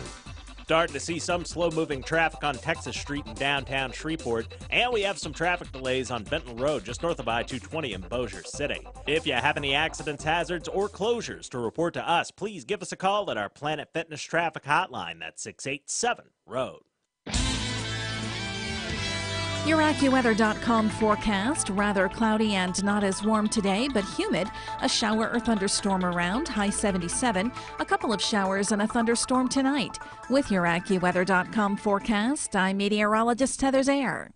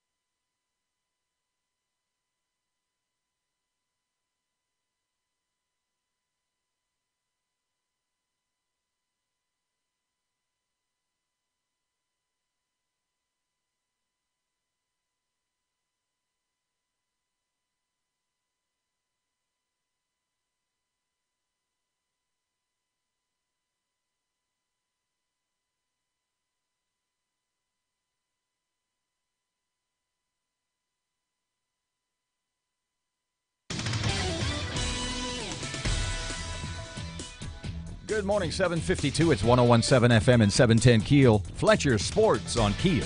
Good morning from the sports desk of 1130 The Tiger. This is Tim Fletcher. The Mudbugs can punch their ticket to the NAHL Final Four in Blaine, Minnesota with a win tonight over the Lone Star Brahmas in North Richland Hills, Texas. The Bugs own a 2-0 lead in the best-of-5 series. If there is a Game 4, it will also take place on the Brahmas ice. Game 5, if necessary, would be at George's Pond at Hirsch Coliseum Sunday night.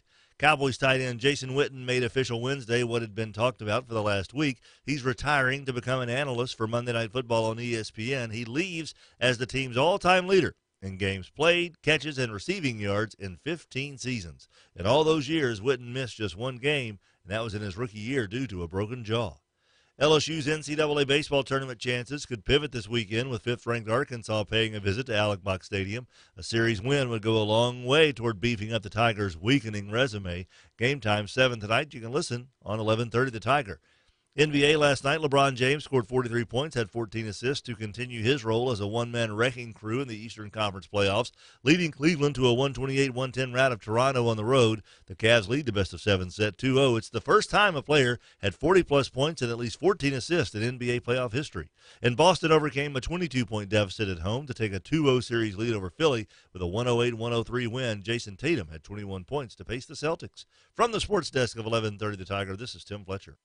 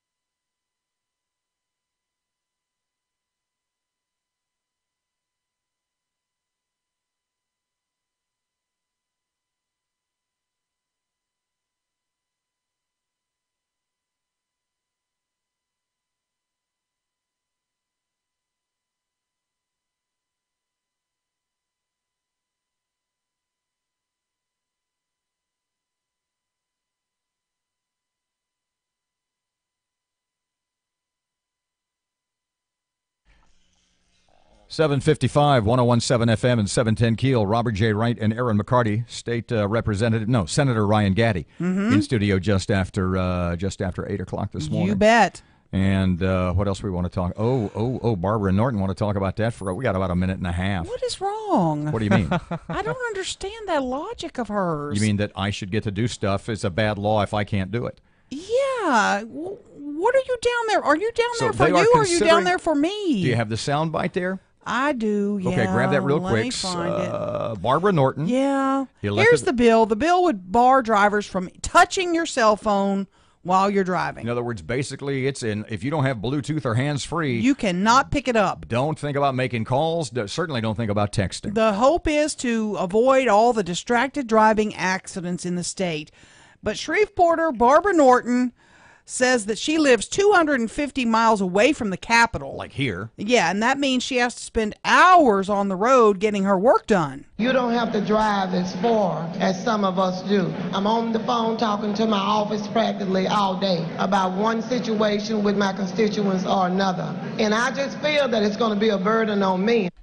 It's going to be a burden on her. Does she not have Bluetooth? Can we work on that? Evidently not, or she doesn't know how it works. Oh, my. We'll fix her up. There's a joke there, and I'm. Will you go out, Matt, and you'll hook up Barbara Norton to Bluetooth? Only if she pays me. $7.57 consulting fee. State has lots of contracts. $7.57. Here's Hannity on Keel. Turn up your radio. Here's the Sean Hannity Morning Minute.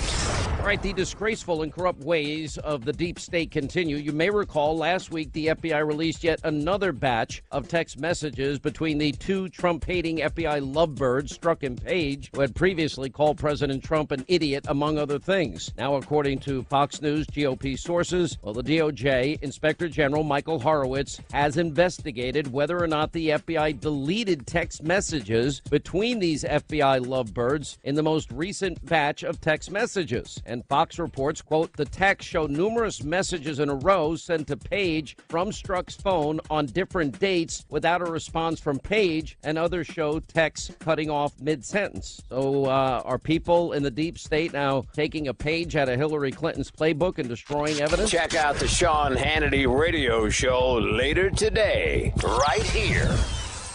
Hey, Sean Hannity here. You tired of taking huge vitamin tablets? Unlike most vitamins, which are packed with binders and fillers and non-active ingredients, Superior Source microlingual tablets feature only the most important active ingredients and are GMO-free. Now, most Superior Source microlingual tablets are smaller than a pea, and they dissolve instantly in your mouth. No water necessary. Superior Source microlingual instant dissolved tablets are available online or at Sprouts, Vitamin Shops, and other fine stores. Are you putting your retirement savings in a 401k, IRA, or investment account? Then I have one word of advice. Stop. Experts warn of a stock market crash any day now, and you could lose 50% or more of your hard-earned savings again. But you don't have to lose a penny. There's a better, safer way to save for retirement, and you can learn about it in a free report. This method continues to grow your money even when the market tumbles. To get this free report, go to bankonyourself.com. That's bankonyourself.com. Bankonyourself.com. Just received reports of a minor accident on Levy Street near Caddo Street, and we have some backed up traffic on I-220 westbound near North Market due to construction. If you have anything to report to us, please give us a call at our Planet Fitness traffic hotline. That's 687-ROAD. Here's your KeelAccuWeather.com forecast. Kind of cloudy and a chance of rain today. Heavy at times a possibility. Low to middle 70s. Right now it is 71 at Keel. 8 o'clock. Fox News. Breaking news and trending talk. This is 1017 FM and 710 Keel. KEEL, Shreveport.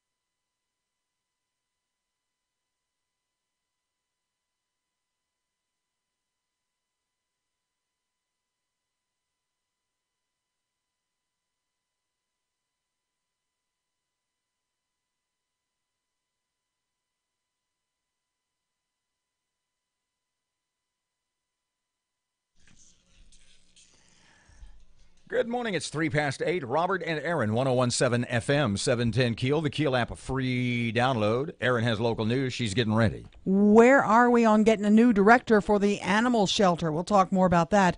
More violence in Shreveport. One man is dead. And our buddy Paul Elio is coming to town. Who's buddy? Yours. Senator Ryan Gaddy, State Senator Ryan Gaddy, a couple of minutes away to talk about the Prayer in Schools SORTA bill. Mm-hmm. He can explain further and where it is in the operational, where it is in the I can't think of the word now. Legislative process. Thank you. In the process of ending up getting sued. Plus Fletcher in sports and traffic and weather, and it's all coming up this hour, and it's right here on KEEL.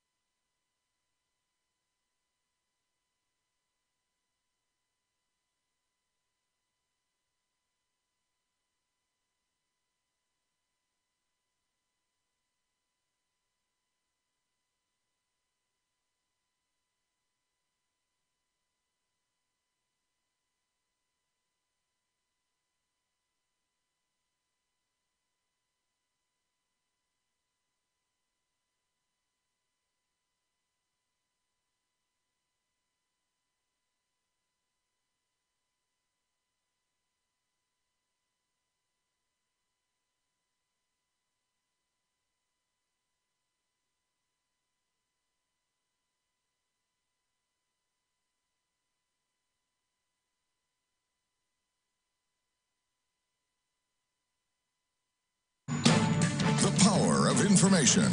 KEEL News now. It will be at least 2 more weeks before we know who will take over at the Caddo Animal Shelter. Parish Administrator Dr. Woody Wilson telling the commission his pick is set to arrive in town Monday, and some final vetting still needs to be done. So that will be completed Monday once that person get here. We can complete that process. And I already have the letter prepared for your confirmation. It'll go on your agenda on the 14th, and you have to vote on the confirmation on the 17th. The local animal shelter has been under fire for how it's been managed for several years. Shreveport police investigating the shooting death of a man on Vine Street. According to officers, the victim was in an argument with a man shortly before he was shot. The victim was hit multiple times in the torso and died from his wounds. Now Herman Woods has since been arrested. He's charged with second-degree murder. Paul Elio coming to town. Matt Parker with that. Paul Elio, the founder of Elio Motors, will be coming to Shreveport to give an update on the progress of his company. Elio will be making the announcement May 11th in downtown Shreveport. Elio Motors was supposed to have operations up and running by 2015 at the old GM plant. However, due to financial hardships, the launch of the vehicle has been delayed numerous times. Recently, the company received a $2.5 million lifeline from Overstock.com. From 101.7 FM and 710 KEEL, I'm Matt Parker. Governor John Bell Edwards says a deal for Osner Health to take over the safety net hospitals in Shreveport and Monroe is almost done. Edwards says Osner could take over the hospitals around July 1st if lawmakers can ensure funding for the facilities. The governor says he hopes another special session will shore up funding and keep the hospitals and med school alive. Osner owns or manages 30 hospitals across the state. The House Commerce Committee looking at the possibility of doing away with daylight saving time. The committee passed a proposal to create a task force to study the impacts of daylight saving. Covington Rep. Mark Wright says the change in hours is unhealthy and can even lead to injury. In the U.S., only 2 states don't observe daylight saving time, Arizona and Hawaii.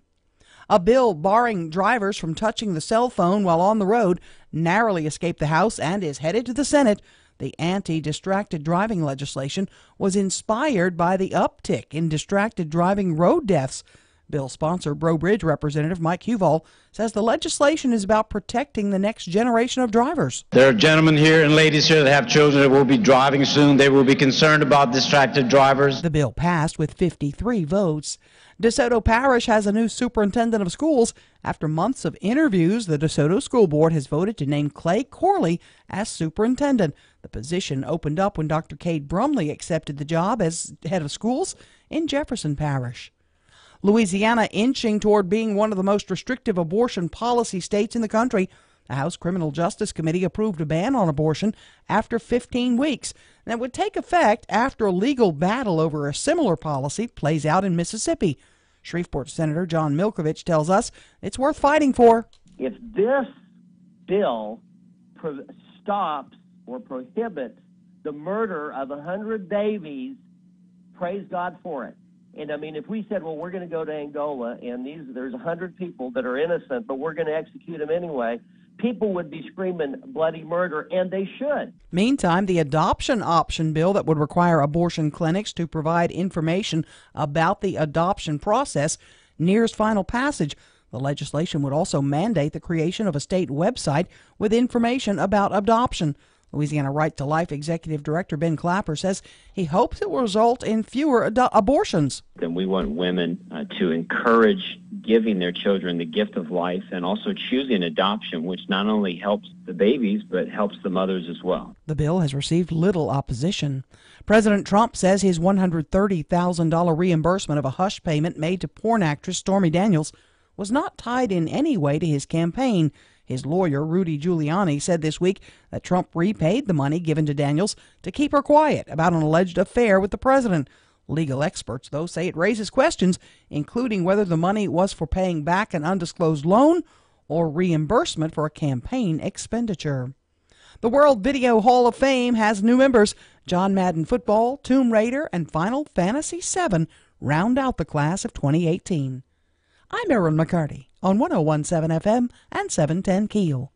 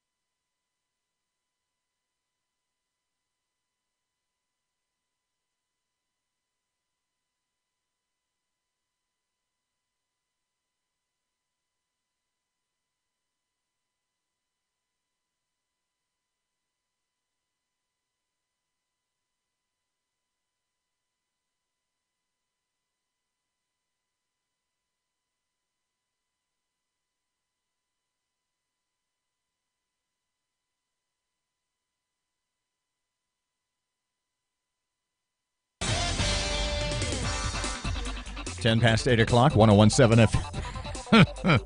10 past 8 o'clock, 101.7 FM, 710 KEEL. Here's Ruben.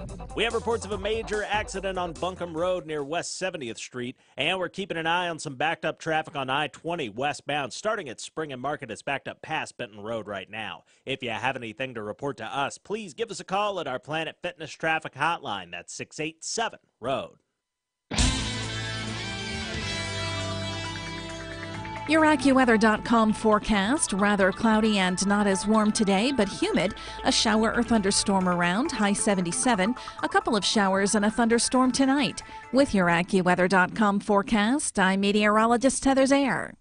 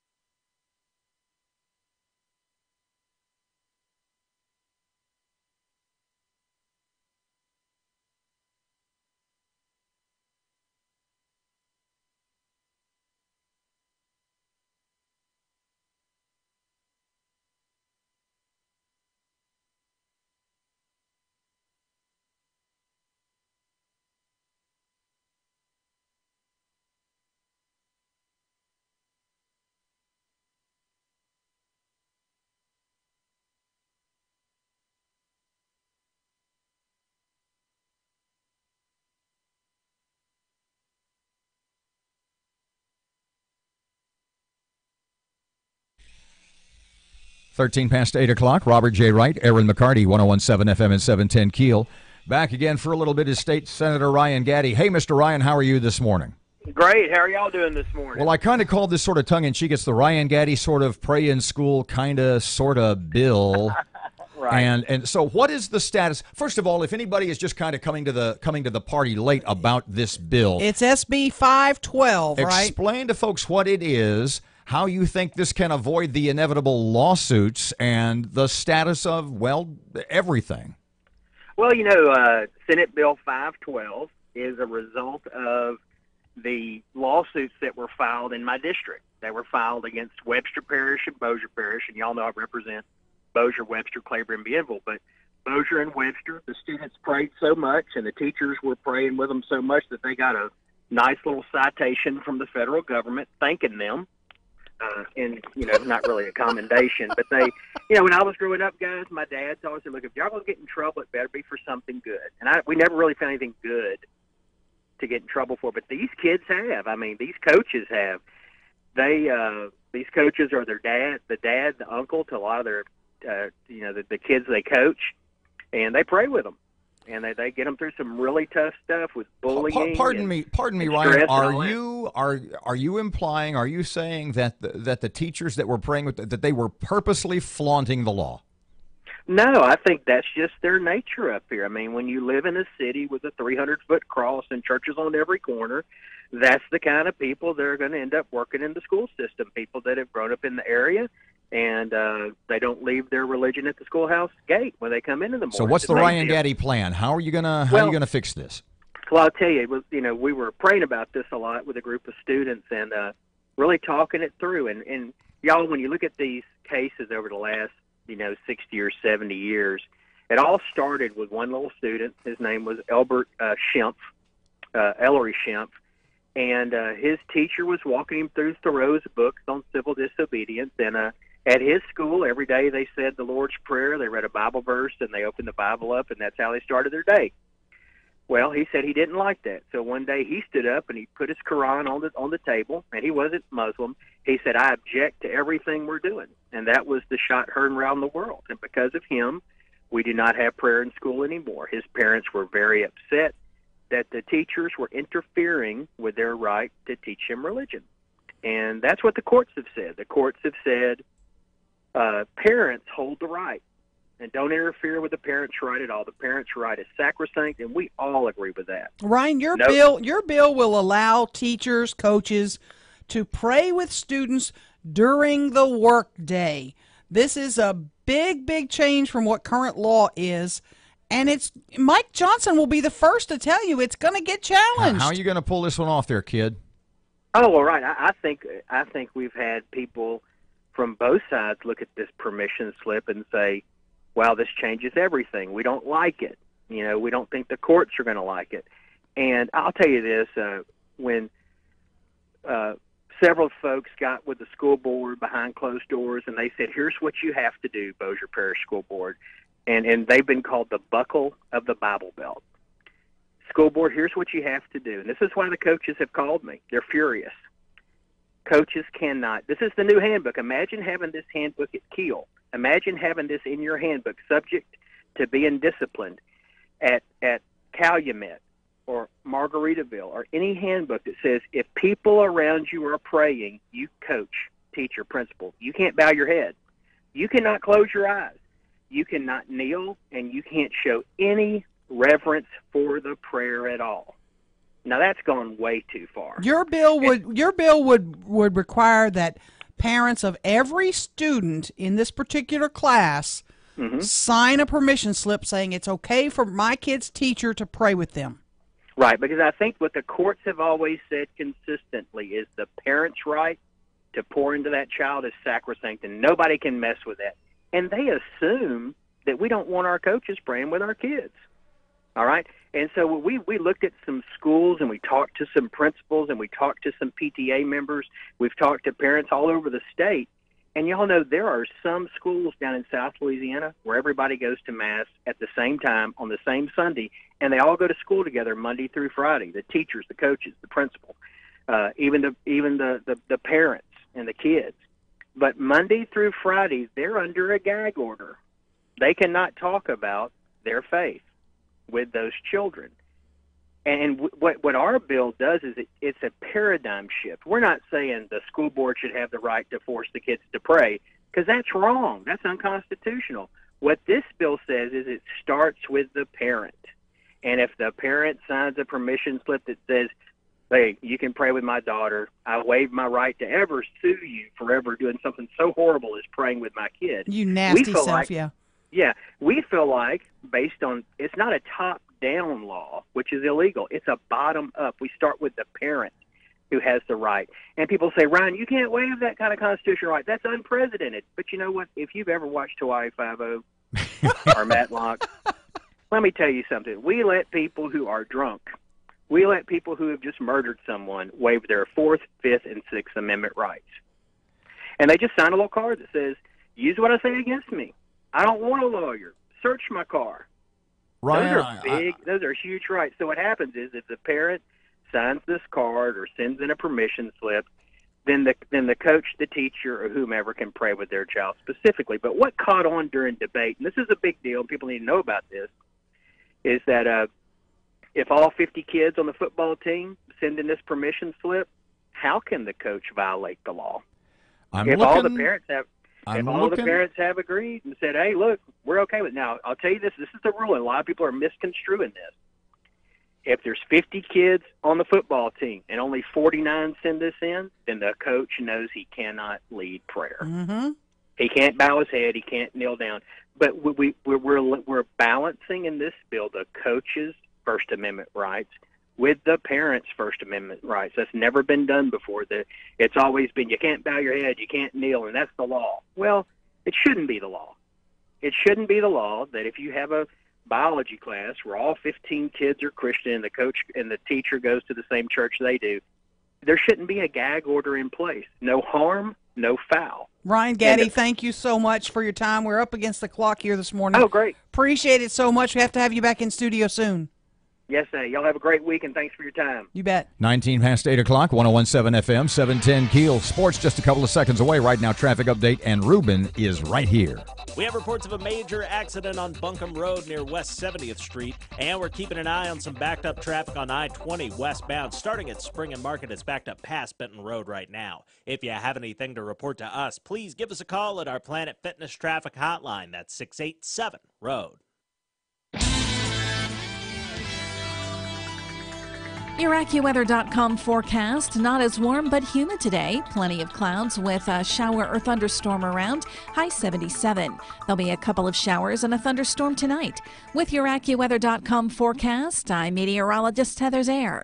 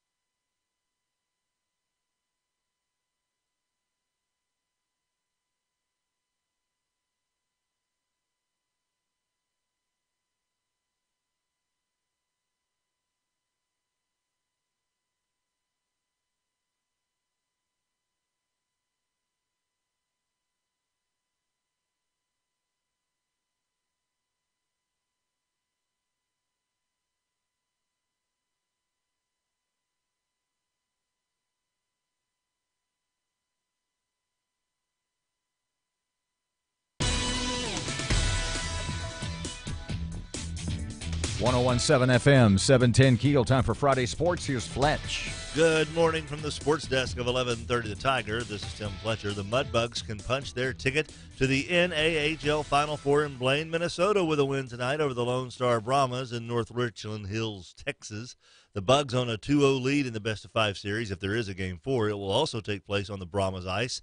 Game 5, if necessary, would be at George's Pond at Hirsch Coliseum Sunday night.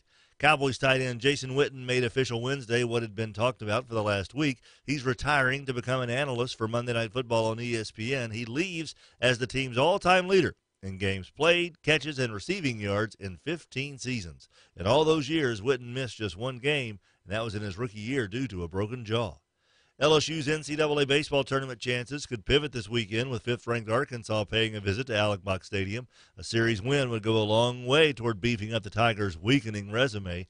Game time 7 tonight. You can listen on 1130 The Tiger. NBA last night, LeBron James scored 43 points, had 14 assists to continue his role as a one-man wrecking crew in the Eastern Conference playoffs, leading Cleveland to a 128-110 rout of Toronto on the road. The Cavs lead the best-of-7 set 2-0. It's the first time a player had 40-plus points and at least 14 assists in NBA playoff history.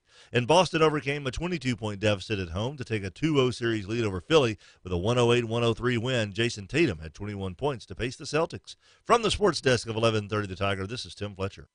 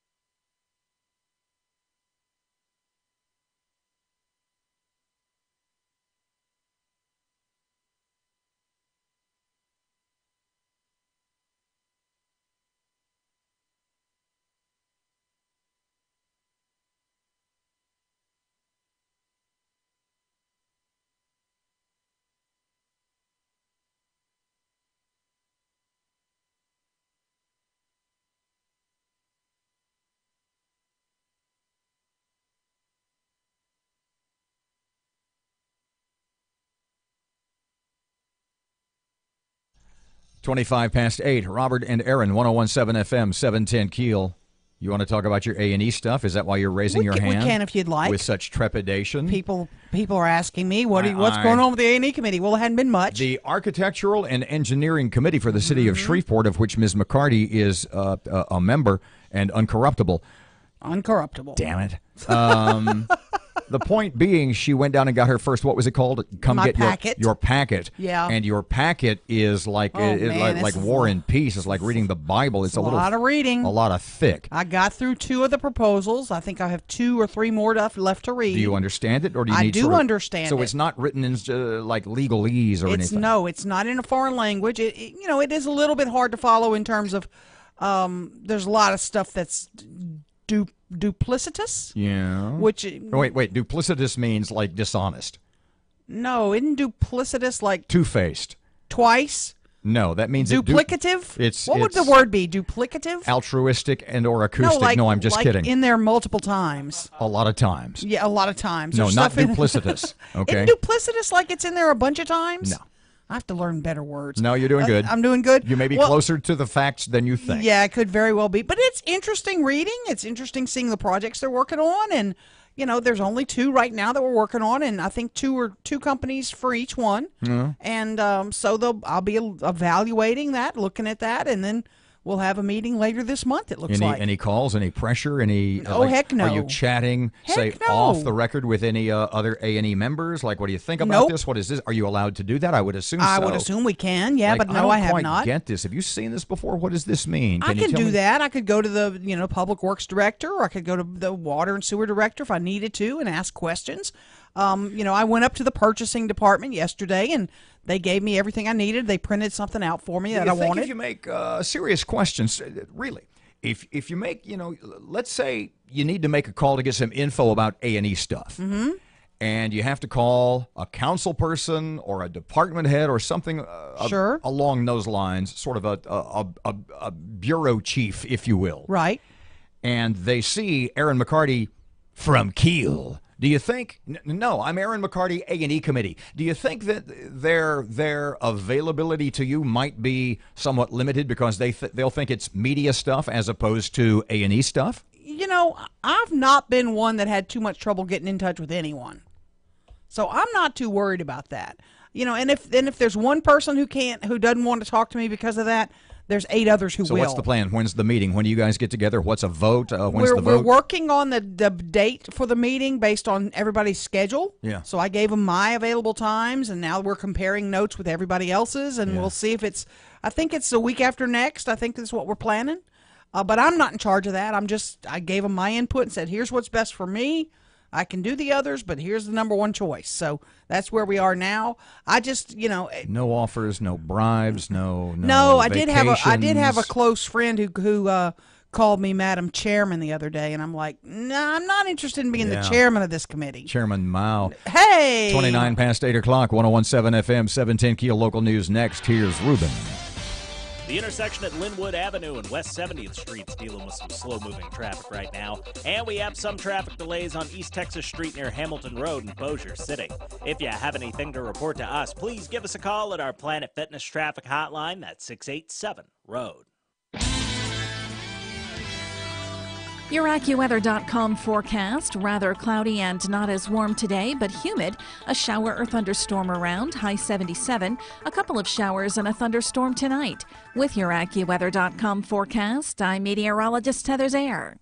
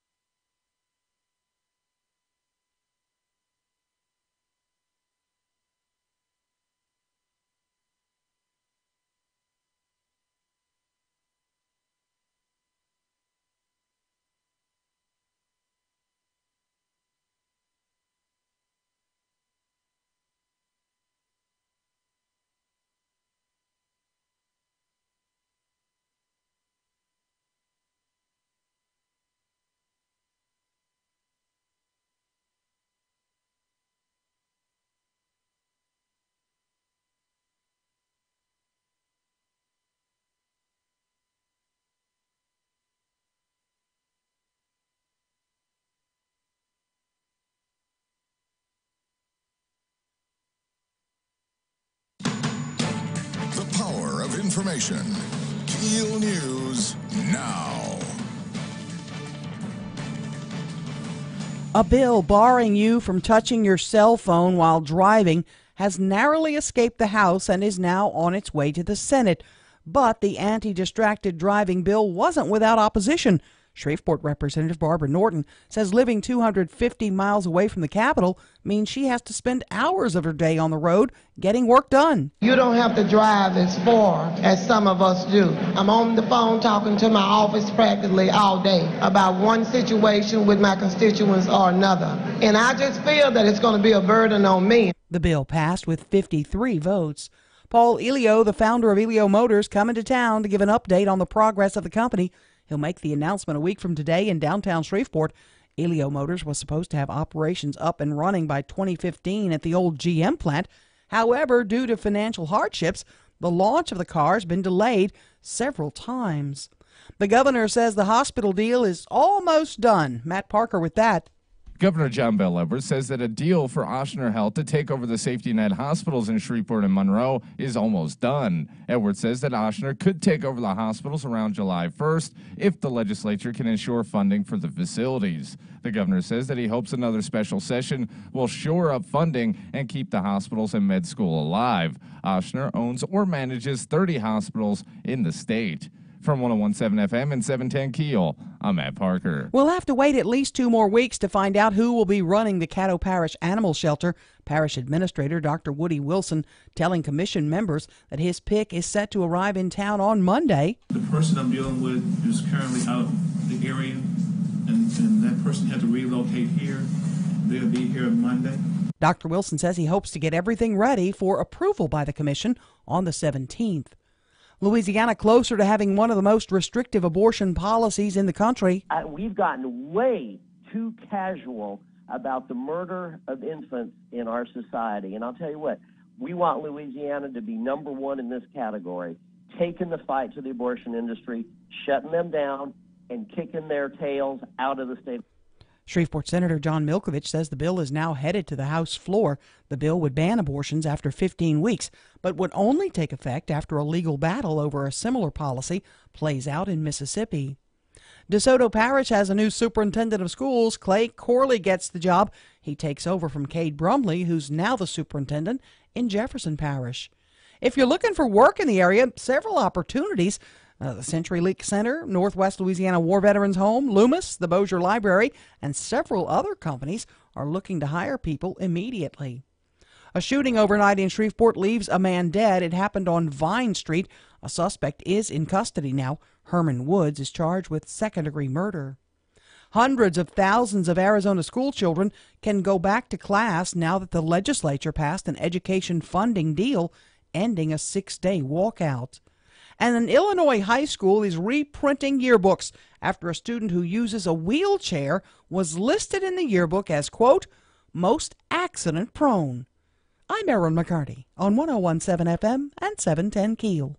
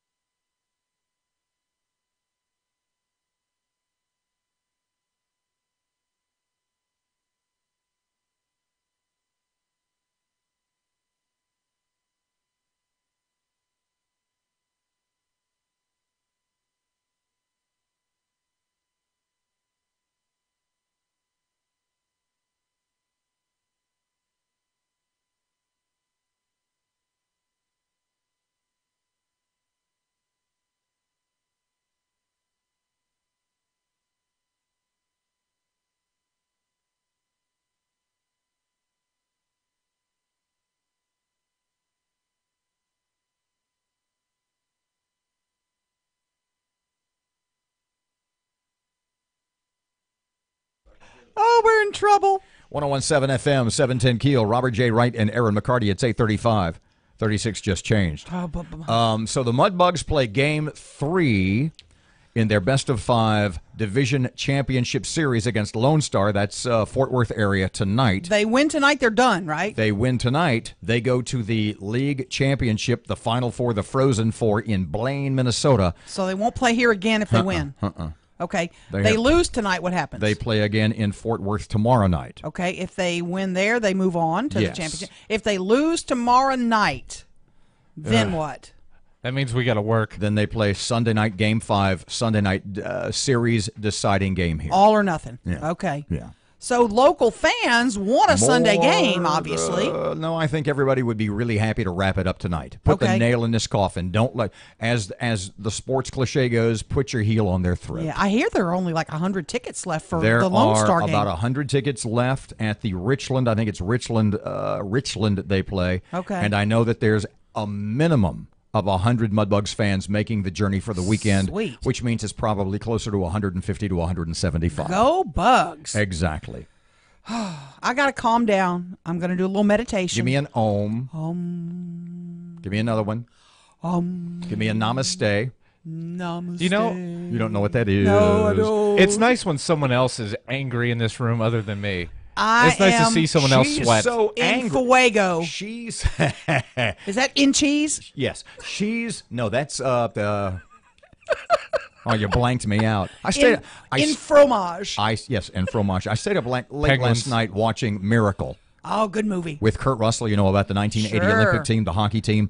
And so I'm a little slow today because that's one of those, I turn it on and I'm just immediately, it just takes up all my focus. Yes. And Kurt Russell in that is so good. Oh, and terrific. Matt and I were talking a little while ago. Kurt Russell is such an astonishing actor, such a journeyman, such a pro, and I mean that in the best, most complimentary way, that he never mails it in. Yeah. He never half-asses anything, no matter how silly the movie may seem. Right. And no matter what you think, trust me on this, Escape from New York is a classic. Getting Shreveport's roads fixed has my booty on fire.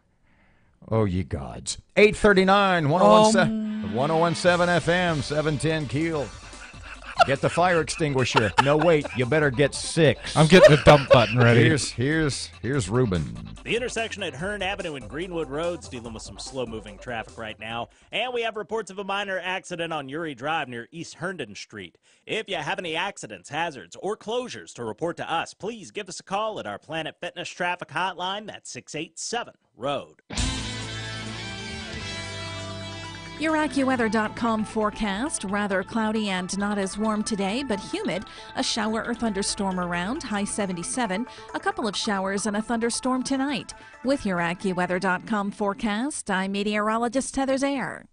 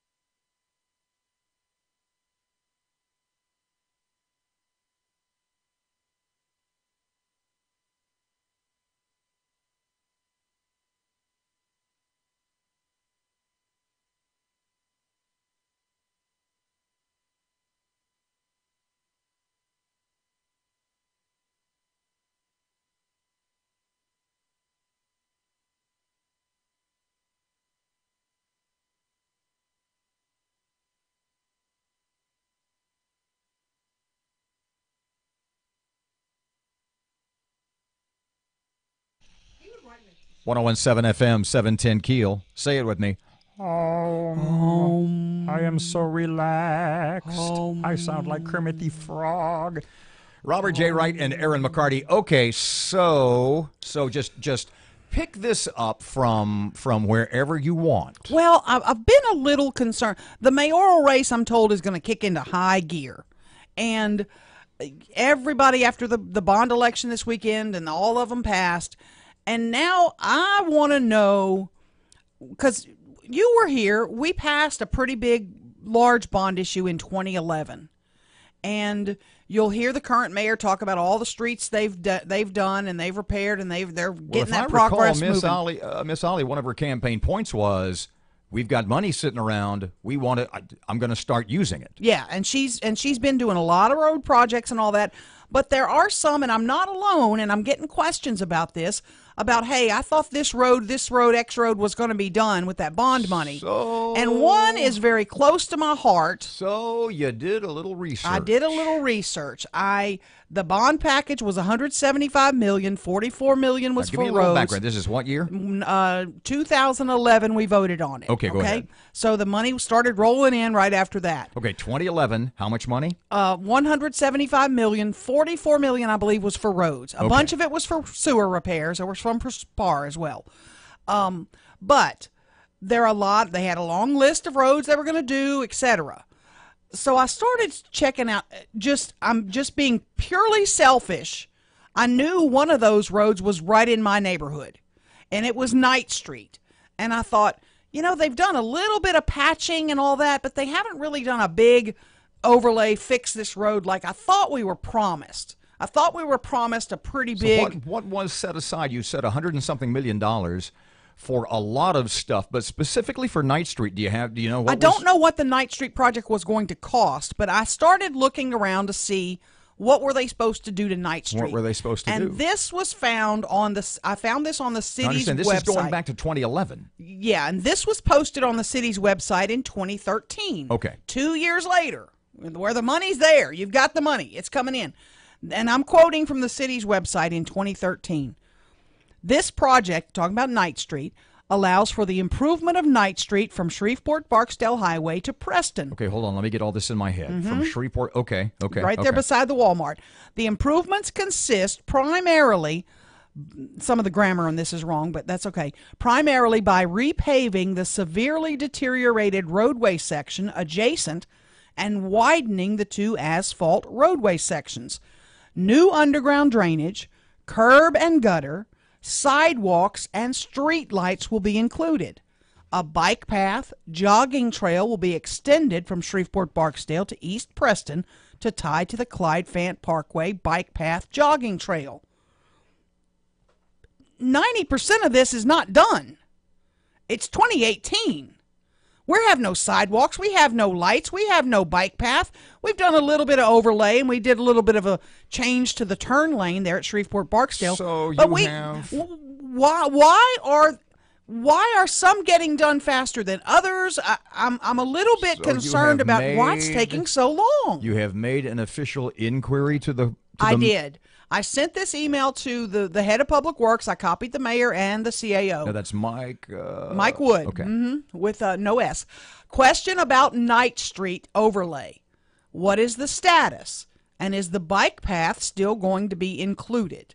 I sent this to them last night about 7:30 because I have no life, and I haven't heard back yet. They obviously didn't see it till they get into the office this morning. No reason to dance on a weekday. And I'm not alone. See, because I know you hear from people, when are they going to do this road? When are they going to do my road? When are they going to do this drainage project? We hear from when are they going to do the sidewalks where they promised me? When you make promises to citizens, now we're talking about 7 years ago, we want to see what you've done. We want to see that because I still harken back to the Cross Bayou Park. It's odd you mention that. From 97. It's odd you mention that. Which still gets a burr under my booty. Well, let me read your story from the KEEL News, from the KEEL website, keelnews.com. In 1996, Erin writes. Yep. Shreveport voters passed in 1996, the first year you and I worked together, the first year you and I started on the old Big Dog 94.5. Was that 22 years ago? In 1996, Shreveport voters passed a $5 million bond issue for Cross Bayou development. But what were we promised, and what has been delivered since that election? This is the post you wrote, about a month or so ago? You bet. I, meaning Erin, I was here and I voted in that election. It was the same election Shreveport voters emphatically turned down a proposal for a zoo, but the Cross Bayou measure passed by 98 votes. Admittedly, it was pretty close, but it passed. It provided $5 million, and it was a 20-year bond. Don't look now. The 20 years is up, and it has me, meaning you, the 20 years is up, and it has me wondering what do we have to show for that $5 million. how do these things happen? How do you tell the voters, go vote for this, this is a great idea, blah, blah, blah, blah, blah, we love it, we want your support, and then we go vote for it, and then we're 3 years down the road, we're 2 years down, we're 5 years down the road from Ninth Street, we're 20-some years down the road from the Cross Bayou Park. I just get angry about it. If you tell voters you're going to do something, somebody at City Hall needs to say, hey, we promised this. Let's get back on it. And I know there's elected people, they change office, but somebody that works for the city in one of those departments needs to say, hey, wait a minute. So you have made as official an inquiry as someone in media can make. Yeah. And they'll answer me. They always do. And we'll let you know what they say Monday morning. You bet. 101.7 FM, 710 Keel, Robert J. Wright, and all together now. 1, 2, 3. Like the Mormon Tabernacle Choir, we're here. 8:48, traffic and weather updates next on Keel.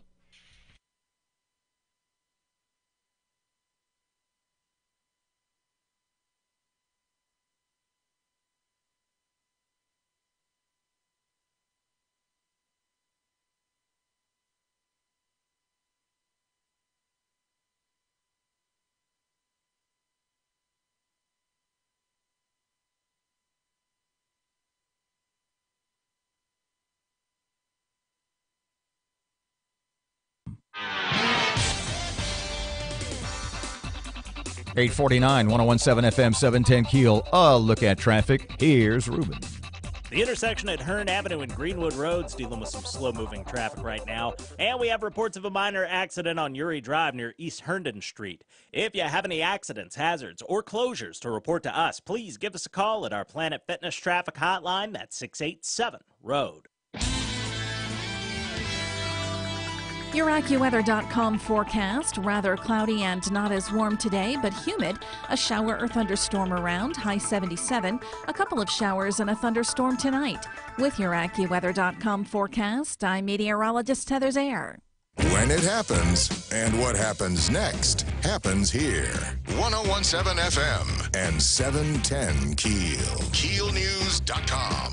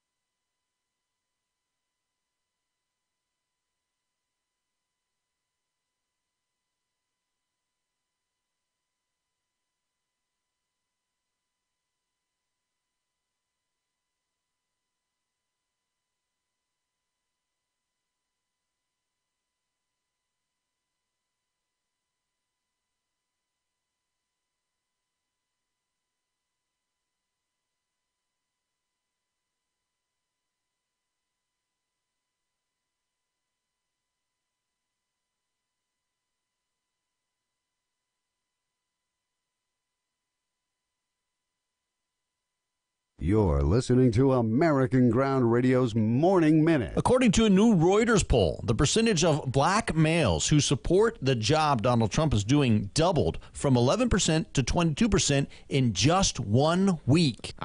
This explains a lot. That's why Representative Maxine Waters wants Kanye to just shut up, because all of his pro-Trump tweets are obviously leading to the popularity of the president in the black community. She says Kanye is talking out of turn, and perhaps he needs some assistance in helping him formulate some of his thoughts. If the Democrat Party thinks they're going to re-educate Kanye West, they are wrong.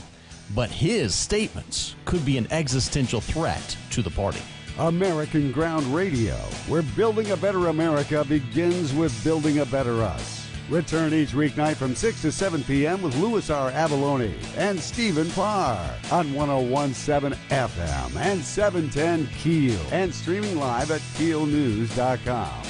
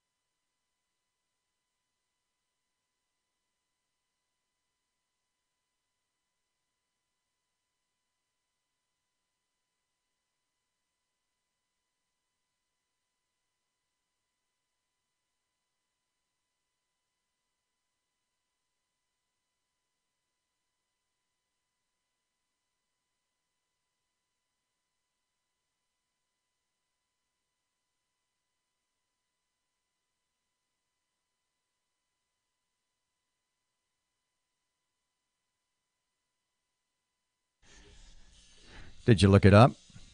I did. 101.7 FM, 710 KEEL, Robert and Erin. Okay, so Erin's got all her A&E, Architectural and Engineering Committee stuff for the city. Mm-hmm. Well, the first round, yeah. She said, there's just a lot of material here, and a lot of it is it's duplicitous. To be frank about it, she said it's duplicitous. I said, it's what? It's two-faced, it's deceptive, she goes, no, it repeats itself. There's a lot of stuff over and over again. I said, that's like repetitive, repetitious. That's not duplicitous. Duplicitous, I just looked up. Deceptive in words or action. It's not duplicitous. And she says, I know the word. And I swear to you. So it's duplicative. Just literally during the break. This is why Matt pulls out his hair. This is why mine is gone. She goes, I know what word I meant. I said, what's that? She says, I didn't mean duplicitous.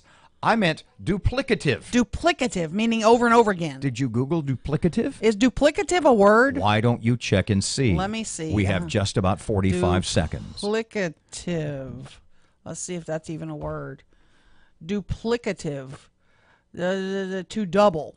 See, that's right. Damn, you're right. Wow, it's duplicative. By accident, you nailed it. I got a word right. You are on the money. Man. Totally not through your own fault. No, it's my genius. I'm more impressed by the fact that she was able to use Google in a timely fashion. Yeah, I'm getting better at the Goog. At the Goog. Back Monday morning, 6 till 9, 101.7. Oh, we've got about 30 seconds. Mike Wood Park. Mike Wood Park, they've got part of it closed by the playground because there's one of those big pecan trees. A limb and the tree are dying, so they got to take the tree down. So they closed part of the park off because of that. Most of those pecan trees in the Shady Grove area are. I know if you go down Bay Street, the old the house where I grew up. Yes, they have removed the two big pecan trees, basically because it was either them or the roof. Right. Working on Monday morning, by the way, going to talk about Diamond Jacks and the possible move with Dr. Jeffrey Sato.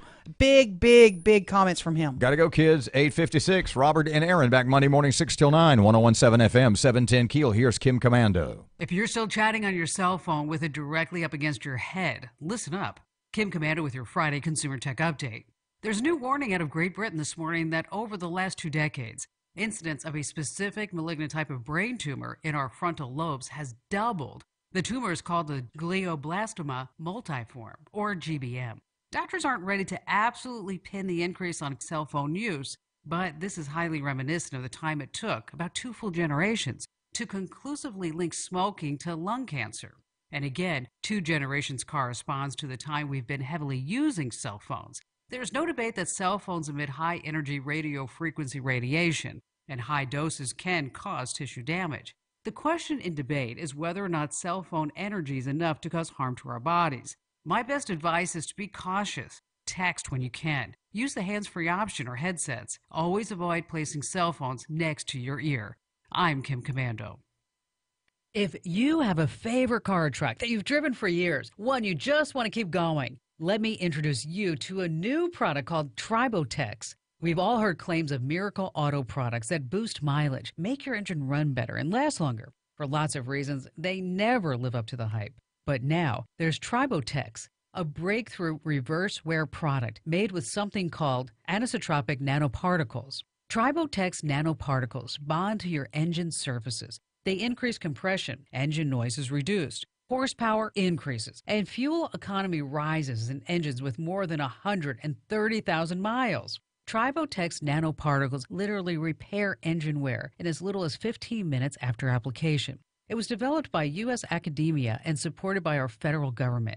You don't need a mechanic because it's easier than adding a quart of oil. Tribotex works in most types of engines. Tribotex.com. TRIBOTEX.com. Breaking news and trending talk. We are 101.7 FM and 710 KEEL. KEELnews.com.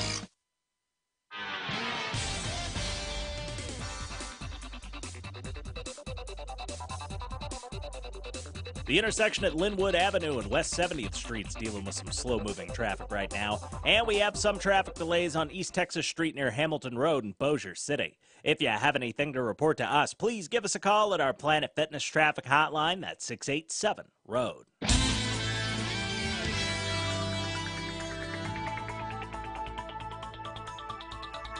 Your AccuWeather.com forecast, rather cloudy and not as warm today, but humid. A shower or thunderstorm around, high 77. A couple of showers and a thunderstorm tonight. With your AccuWeather.com forecast, I'm meteorologist Heather Zaire. Breaking news and trending talk. This is 101.7 FM and 710 KEEL. KEEL, Shreveport.